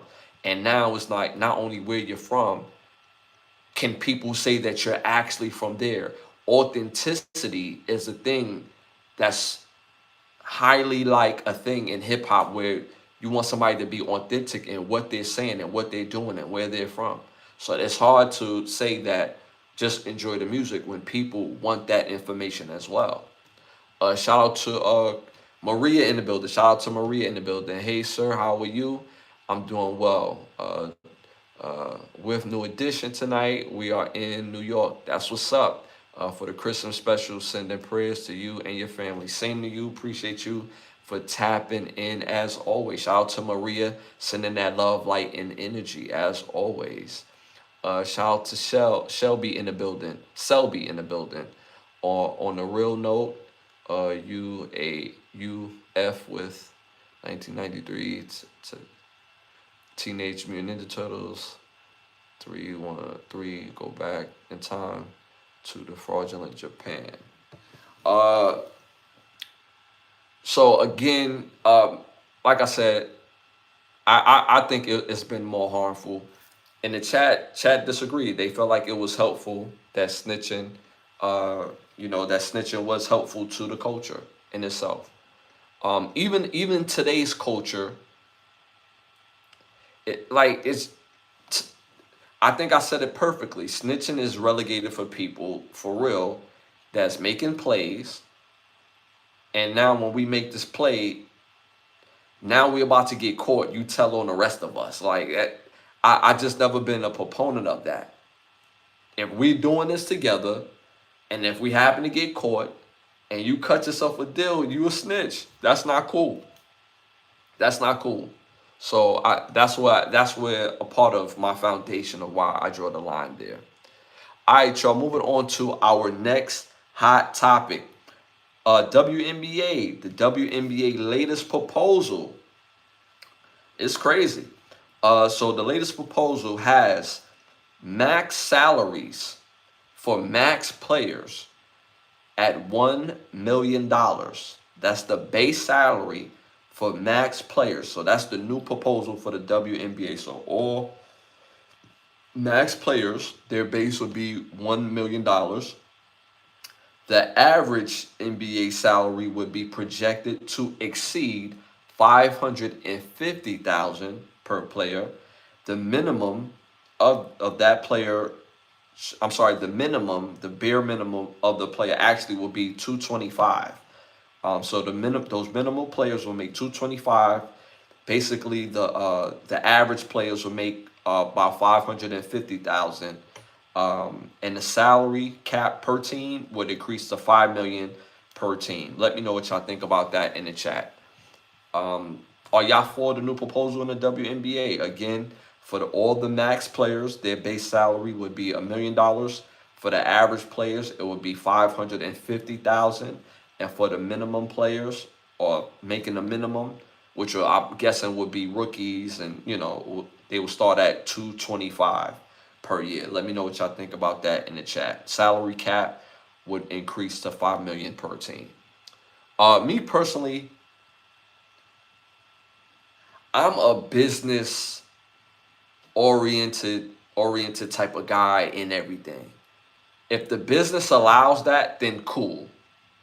If you have a failed business, then hell no. We just talked about Odell Beckham living outside of his means and him going broke after 100 million. How can you have a business that exceeds more than what you take in? You can't have higher expenses than what you're bringing in as far as as far as a profit, and grow your business. The biggest reason why this money is even available is because of the new TV contracts. The new TV contracts feel that the league will pick up and will get more viewers moving forward. Honestly, I hope that it do, for their sake. I hope that it does. I hope the league honestly thrives.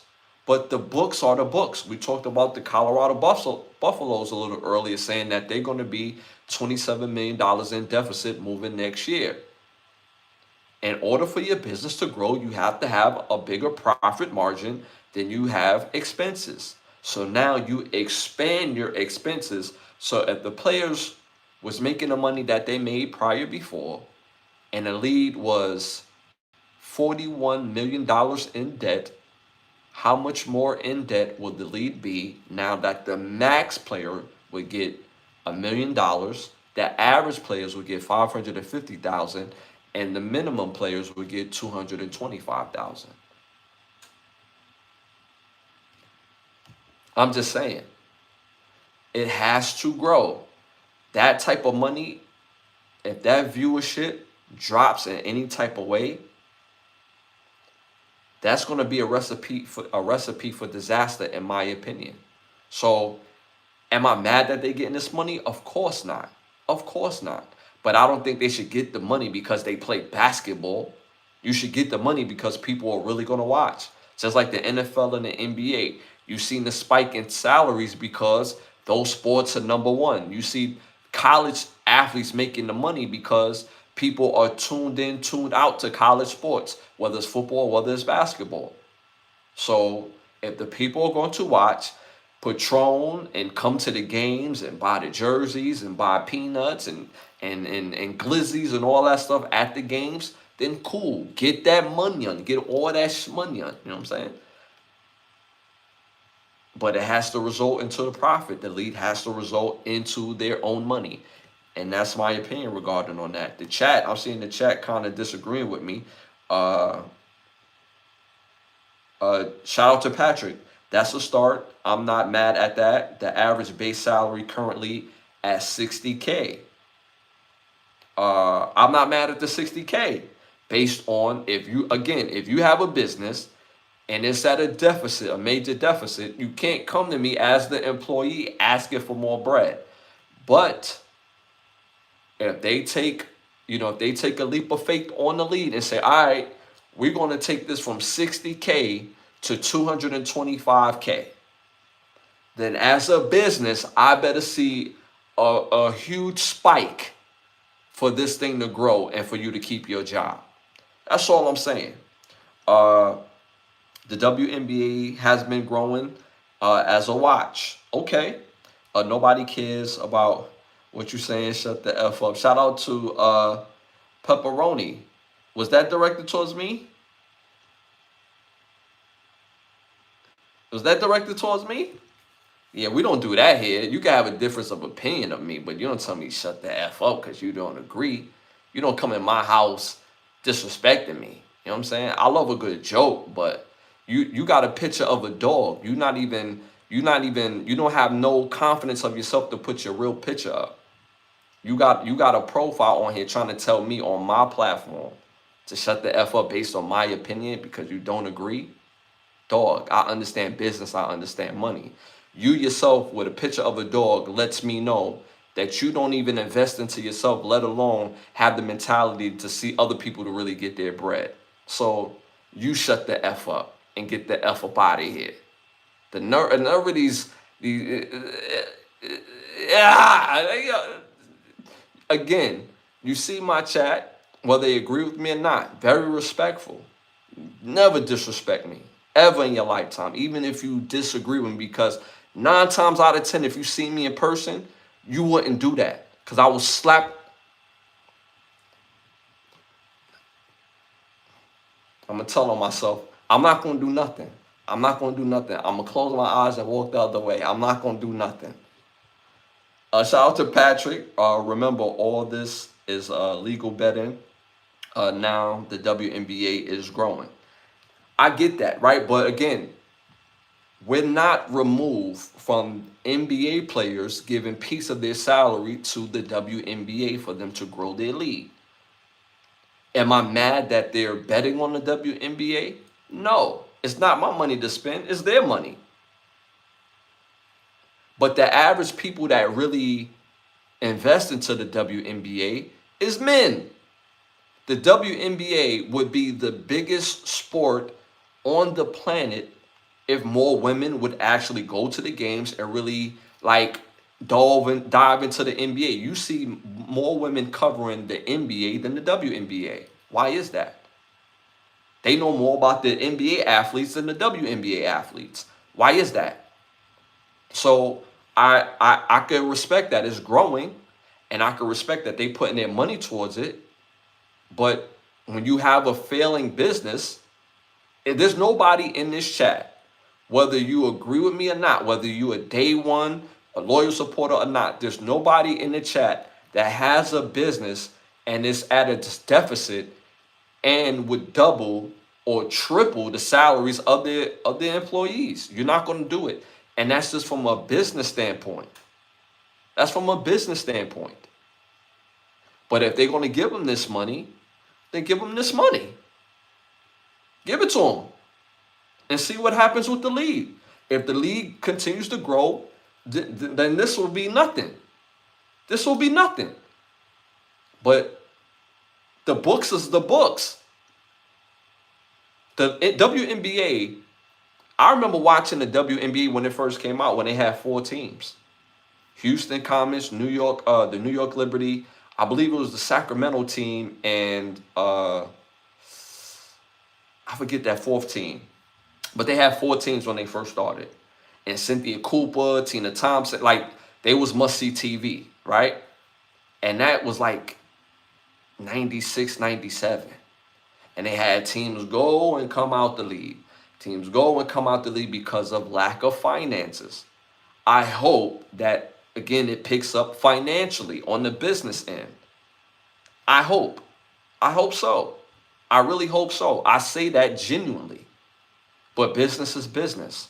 I'm talking about the business in itself. Patrick, all the New York Liberty games I see are always sold out. But that's New York, a big market. I can't speak for the other team, so I hear you. But see, but Pat, you disagreeing with me is fine, right? Because it's not necessarily right or wrong, and y'all know that about me. It's not about right or wrong, what's right to do, what's wrong to do. Because one, this money ain't our money. This ain't our money. All I'm saying is this: when you have a business, you're not going to triple your employee salary when your business is not thriving. That's all I'm saying. That's all. But if they're going to invest this money, they better receive a return on the money. That's all I'm saying. That's all I'm saying. Could it happen? Of course it can happen. Of course. But getting this money also, I have to make this be said. Getting this money now, that league puts themselves under the scrutiny of the people that watch the movie, that watch the sport. Just like the NFL, just like basketball, the fans matter.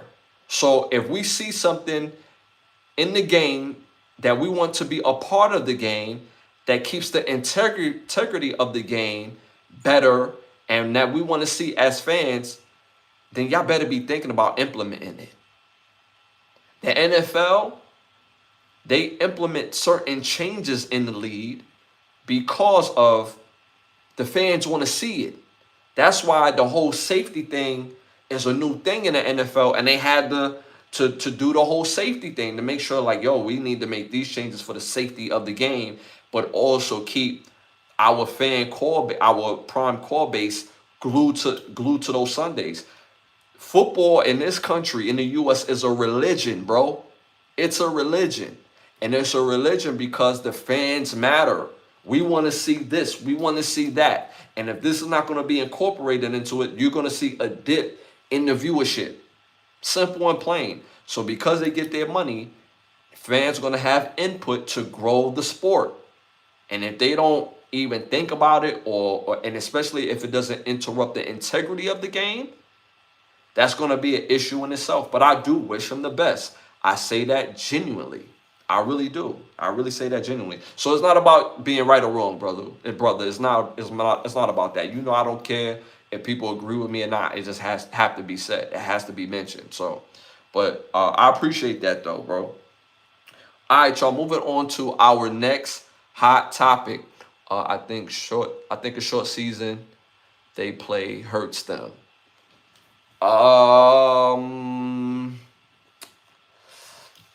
But is this season short though? Is this season short? Because I do believe they play each other 4 times. They only have, I would say they only have maybe about 16 teams, if not 20. I would say they probably don't have no more than 20 teams in the WNBA. And if they play each team 4 times, you're not going to get an 82 game season, right? You're not going to get a 60-something game season. You're going to get like a 40-something game season. So, and then their playoffs, because of lack of teams, their playoffs, everybody plays against each other, meaning like the East play the West, whether it's the first round or the second round. They don't do, conference bias when it comes to playoffs because of lack of teams. So yeah. So, but again, if they have more teams, and those teams are being supported in their market, then of course, it's 40 games. They need more. See, again, I'm speaking from a place of actually knowing the WNBA, because I said it before. Men are the biggest supporters of the WNBA. I hate that narrative that women don't believe that we support the WNBA when we're the biggest watchers. The NBA guys go above and beyond and give part of their salary to WNBA players who don't make enough money. What more support do you need? The NBA subsidizes the NBA. I mean the WNBA. So if they have more teams, they'll probably play more. They would play more games. But again, the markets that they choose, they have to be very diligent on which market, because that market has to support that team. So opposed to put in a Miami team, which a Miami team, they had a Miami team prior to, and they shut it down because the last thing you want to do in Miami, and I'm not being sexist when I say that, is to go to a WNBA game. You got the Miami Heat, you got the Miami Dolphins, you got the Miami Hurricanes. Hell, you got you got FIU football, FAU football. That's going to be a hard ticket to go back and forth with. That's going to be a hard sell. But can they thrive somewhere like Portland? For sure. Can they thrive somewhere like San Diego? For sure. Can they thrive somewhere like New Jersey? For sure. They could thrive in New Jersey, even though you have the Giants and you have the Jets, right? But that's football season, right? So they'll be able to thrive in that small pocket, in my opinion. Shout out to Ziggs. Yeah, shout out to you. We're gonna hook you up with some tickets because you're being weird. And this is not the pod for that. We don't do the weird over here. Dude, like it's so weird. Dudes on here trying to flirt. You take your hat off, bro. What? That's not even funny. Like what's the joke in that? Like, just weird. Like we spoke about the weird earlier when we spoke about other men asking other men, do they shave their pubes? Why? Why you want to know? That weirdo. We don't do that over here. We don't do that over here. All right, y'all. Moving on to our next hot topic. Adam22, podcast host, his wife Lena agrees to let rapper Blueface do some bedroom activities under certain conditions. Let me know what y'all think about that in the chat. Again, Adam22, podcaster, his wife Lena agrees to let Blueface the rapper do some bedroom activities to her under certain conditions. Let me know what y'all think about that in the chat. Shout out to Patrick, Hilarious, the trolls. Bro, I got top tier trolls over here. I'm not even say top tier because top tier is like good trolling. I got like bargain basement trolls over here. I got to keep it a buck. Bargain basement trolling be happening over here. They just be out here. You know what I'm saying? No respect, no jokes, no like sneakness, no type of skill in their trolling at all. You know what I'm saying, Pat? But yeah, so what do y'all think about Adam22 wife Lena agreeing to let Blueface do some bedroom activities under certain conditions? Let me know what y'all think about that in the chat. Me personally, they have a history, meaning Adam22 and his wife Lena allowing other men to do bedroom things to her. I believe she's in the industry of adult content. I believe he also makes adult content with her from time to time or whatever the case may be. And that's just their get down. Me personally, I'm not mad at their get down if that works for him and her. Again, what a man does in his bedroom is his business. But now when you put it out for the world and social media, people are going to have an opinion. This to me, this is all about the views, baby. This is pay-per-view, baby. This is pay-per-view. Regardless if Blueface do it or not. And he's come out and said that he's not going to do it. But if he decides to do it later tomorrow, he could wake up and be like, yo, all right, let's get it popping. Regardless they do it or not, this is for the views. This is for the views. This is a way for people to stay relevant. This is a way for Blueface to sell some music. This is a way for Adam22 to get more viewership to his podcast. This is all a formula. Whether you find it right or wrong, moral or amoral, this is still a formula. Attention is a formula to sell product. That's all it is. Regardless if they do it or not. Because real talk, if he does it or if they do it, we won't know for sure until they put out the footage. If they say, yeah, we did it, we got the footage, They could just say they did it and leave the mystique that they did it, but they still get the viewership. So just the fact that she coming out and saying it ain't no big deal, dog. Especially if that's their get down. Some men, it's their get down to being cuckold for allowing other men to crack while they watch. We just seen P. Diddy go through that. P. Diddy, you know, I mean, he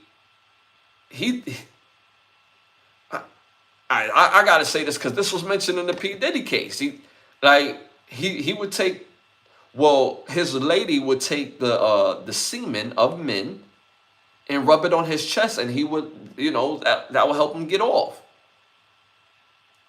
Am I mad at Diddy? That's his get down, bro. That's his get down. I can't be mad at that. That's not my get down. How can I be mad at what another man enjoys in his bedroom? So if that's his get down, that's his get down. Me personally, I don't engage in that type of, you know what I'm saying? That's not my get down, bro. So if it happens, cool. If it don't happen, cool. We won't know anyway unless they put out the footage. But it still results into viewership, which allows them to sell products. It's kind of smart because people are going to engage into it.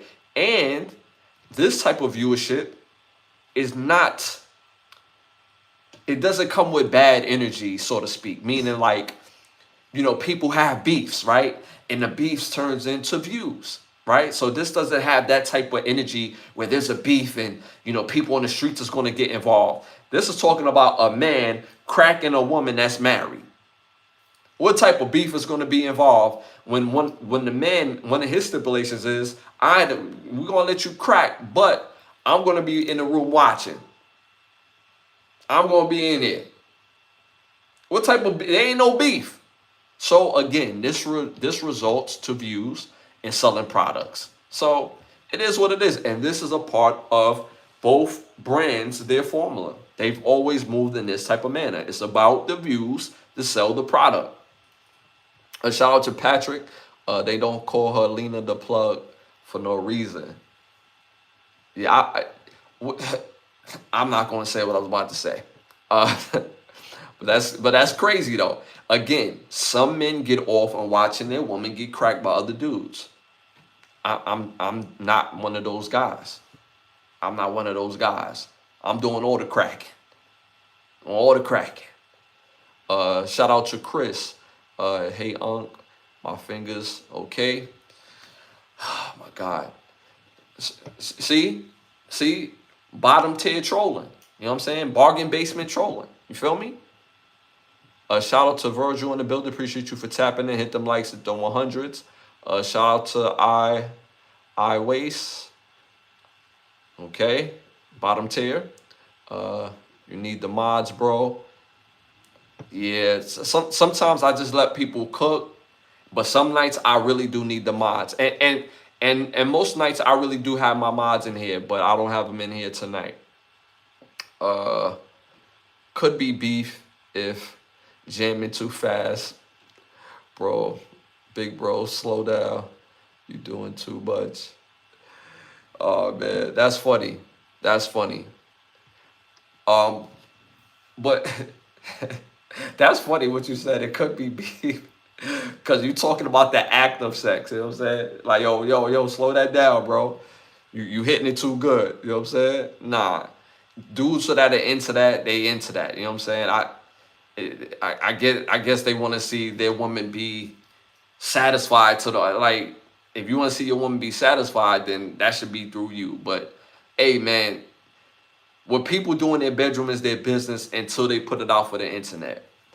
Are you considered conversion to Islam? I got a song called No Baptist. Check out the song called No Baptist. Ashley Lovechild song No Baptist. But keep it trucking. No need to pay attention to fools. Now that's a fact. Are you considering make me a mod, Ash? I'll kick them out for you. Matter of fact, Pat, I'm gonna make you a mod, bro. I'm gonna make you a mod.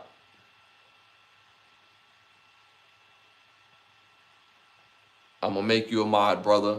Just like that. Just like that. I got one of my day ones and a badge holder being one of the mods. You know what I'm saying? Just like that. Just like that. Just like that. So y'all play, he gonna regulate. You know what I'm saying? And I see a couple of them got up out of here real quick after that. You know what I'm saying? They seen that sign. It was like, yeah, we out. Yeah, we out. Shout out to Peter in the build. Appreciate you for tapping and hit them likes, hit the 100s. So again, I said what I said. This is all for attention. This is all for viewership to sell products, whether it's music, whether it's another episode, whatever the case may be. It's a part of their formula. All right, y'all. Moving on to our next hot topic. College football picks is in. NFL picks is in. My pick 6 is in for week 14 of NFL and week 15 for college football. Last week was crazy. Last week was upside down week. I said those games could go either way because it's the last game of the season. There's a lot of rivalry games. And normally it's not about who has the better record. It's about, yo, today, yeah, baby, we shaking it up, baby. So, first game I'm calling for this week, my pick 6 college football. Troy versus number 25, James Madison. I got James Madison winning this game. Next game I'm calling, number 11, BYU versus number 4, Texas Tech. I have Texas Tech winning this game. Next game, number 24, North Texas versus number 20, Tulane. I have number 24, North Texas upsetting Tulane to win this game. Next game I'm calling, number 3, Georgia versus number 9, Alabama. I want to go with Alabama. I went with them earlier this year, which when they did win that game in an upset. But I do think for the championship, Georgia gets their get back and beats Alabama this week. So I got Georgia beating Alabama. Next game I'm calling, I got Duke versus number 17, Virginia. I got Virginia winning this game. Last game for my pick 6 college football, number 2, Indiana versus number 1, Ohio State. Most people would expect me to go with Indiana because my affinity or lack of affinity for Ohio because of my Michigan team. And Ohio is a great team. I think they gave us belt to ass last week. Pause. They did. I have to be honest. We did not play well. We wasn't physical. We didn't play our Michigan style of football. With that being said, even though I think Ohio State is a good team and they are still going to be favored to win the national championship. They have a good team and their coaching staff have gotten even better from a year prior. But I think Indiana wins this game in an upset. So I got Indiana beating Ohio State. Indiana is very underrated, and they continue to win because teams do not take them serious. They're a very tough group, and they have a lot of great skill players. So I got Indiana winning this game, not to mention a good quarterback. So that's my pick 6 for college football. Again, I got James Madison beating Troy, Texas Tech beating BYU, North Texas upsetting Tulane, Georgia beating Alabama, Virginia beating Duke, Indiana in the upset over Ohio State. So that's my pick 6 for week 15, college football, basically conference championship week. So that's my pick 6 for that. Shout out to the chat. They saying never. So y'all think Ohio State gonna win? Like I said, Ohio State is a great team. They probably do win, but I got Indiana upsetting them. I guarantee you, if Ohio come in there half stepping, they're going to lose. It's not probably, they're going to lose if they half step with Indiana.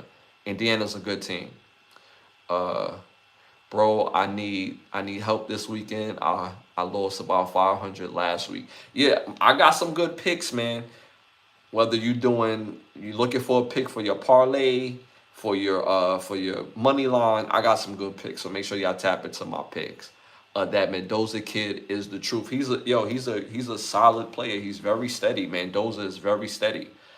So like I said, I got Indiana beating Ohio, and it's not because I can't stand Ohio. It has nothing to do with that, for real. I actually I have respect for Ohio. I really do, and it's a competitive respect because without Ohio, we wouldn't be Michigan, and without Michigan, Ohio wouldn't be Ohio. So I have respect for them, but I think Indiana will win this game. All right, y'all. Moving on to my pick six for the NFL Week 14. First game I'm calling Titans versus the Browns. I got the Browns winning this game. I told y'all before, the Browns got Pennywise, bro. He's doing Pennywise things right now, and they not going to be able to do nothing with that. And I believe in Shador. The supporting cast, especially that receiving core, has to learn how to get open. Like, yeah, they really have problems with separations. And the thing with Jerry Jeudy, he got mad that at Shador because he didn't throw him the ball sooner opposed to later. Shador threw him that ball that he overthrew him. And it's funny that Shador is overthrowing people when in the draft the narrative hits his arm wasn't strong enough. Okay, killed that narrative. Cool. But now he's mad because he didn't hit him in space. But he put you in a better position to score a touchdown instead of getting a first down, bro. And because of last week, when he hit you on the spot, you fumbling.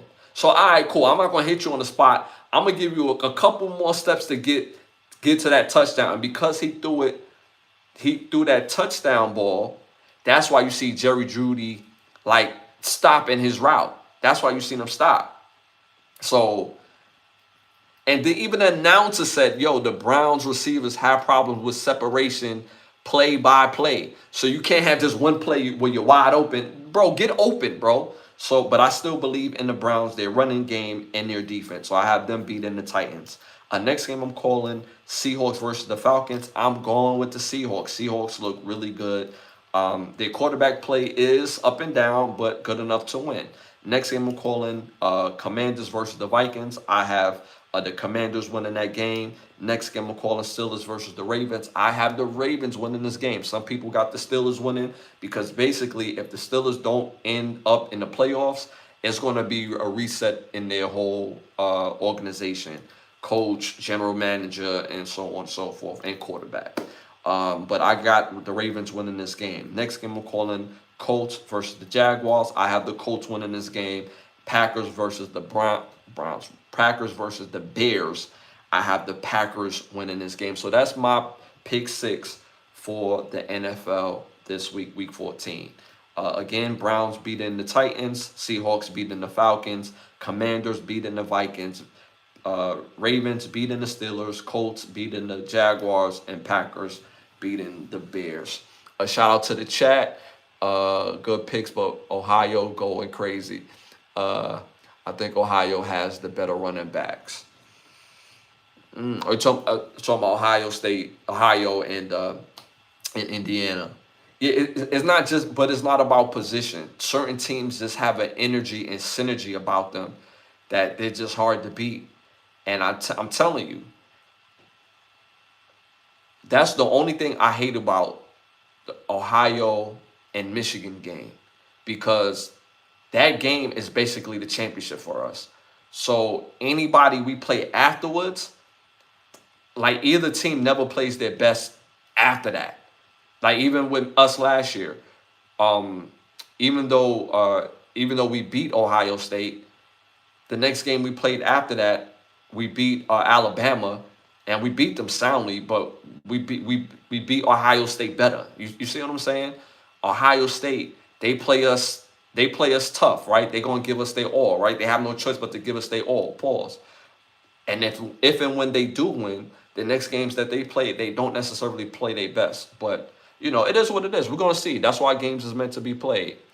I love big women. Shout out to you, man.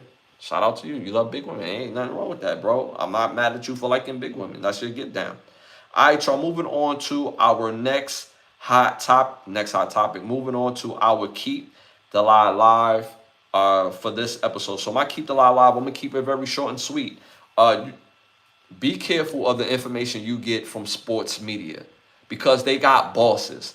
And if you realize when you watch certain channels and different shows on certain channels, they all have the same narrative. So be very aware of watching certain shows and them defining those narratives. And you know how it's really driving the point is because casual watchers will use those talking points as truths when those casual watchers don't watch the game. So be very aware of of the narrative of these channels that have bosses and they get their orders from the boss. So I'm gonna just keep it short and sweet on tonight's Keep the Lot Alive, and we're also losing running time as well. So again, I want to thank y'all for tuning and tapping in. We're on every Wednesday, every Sunday, every Wednesday, every Sunday. Normally at 10:30, we was running a little behind tonight, but at 10:30. Again, I want to thank y'all for tuning and tapping in. Make sure y'all hit them 100s and hit them hearts on your way out. It helps with the growth of the show. We're on the road to 20,000 subscribers. We just got over 12,000. So again, continue to like, subscribe, share, hit that all notification bell. Helps with the growth of the show. We also have the Kenner Brothers Get a Rap playlist. Got over 500 rewatchable videos on that thing, and it's absolute fire from the newest to the oldest clips. So make sure y'all tune and tap in and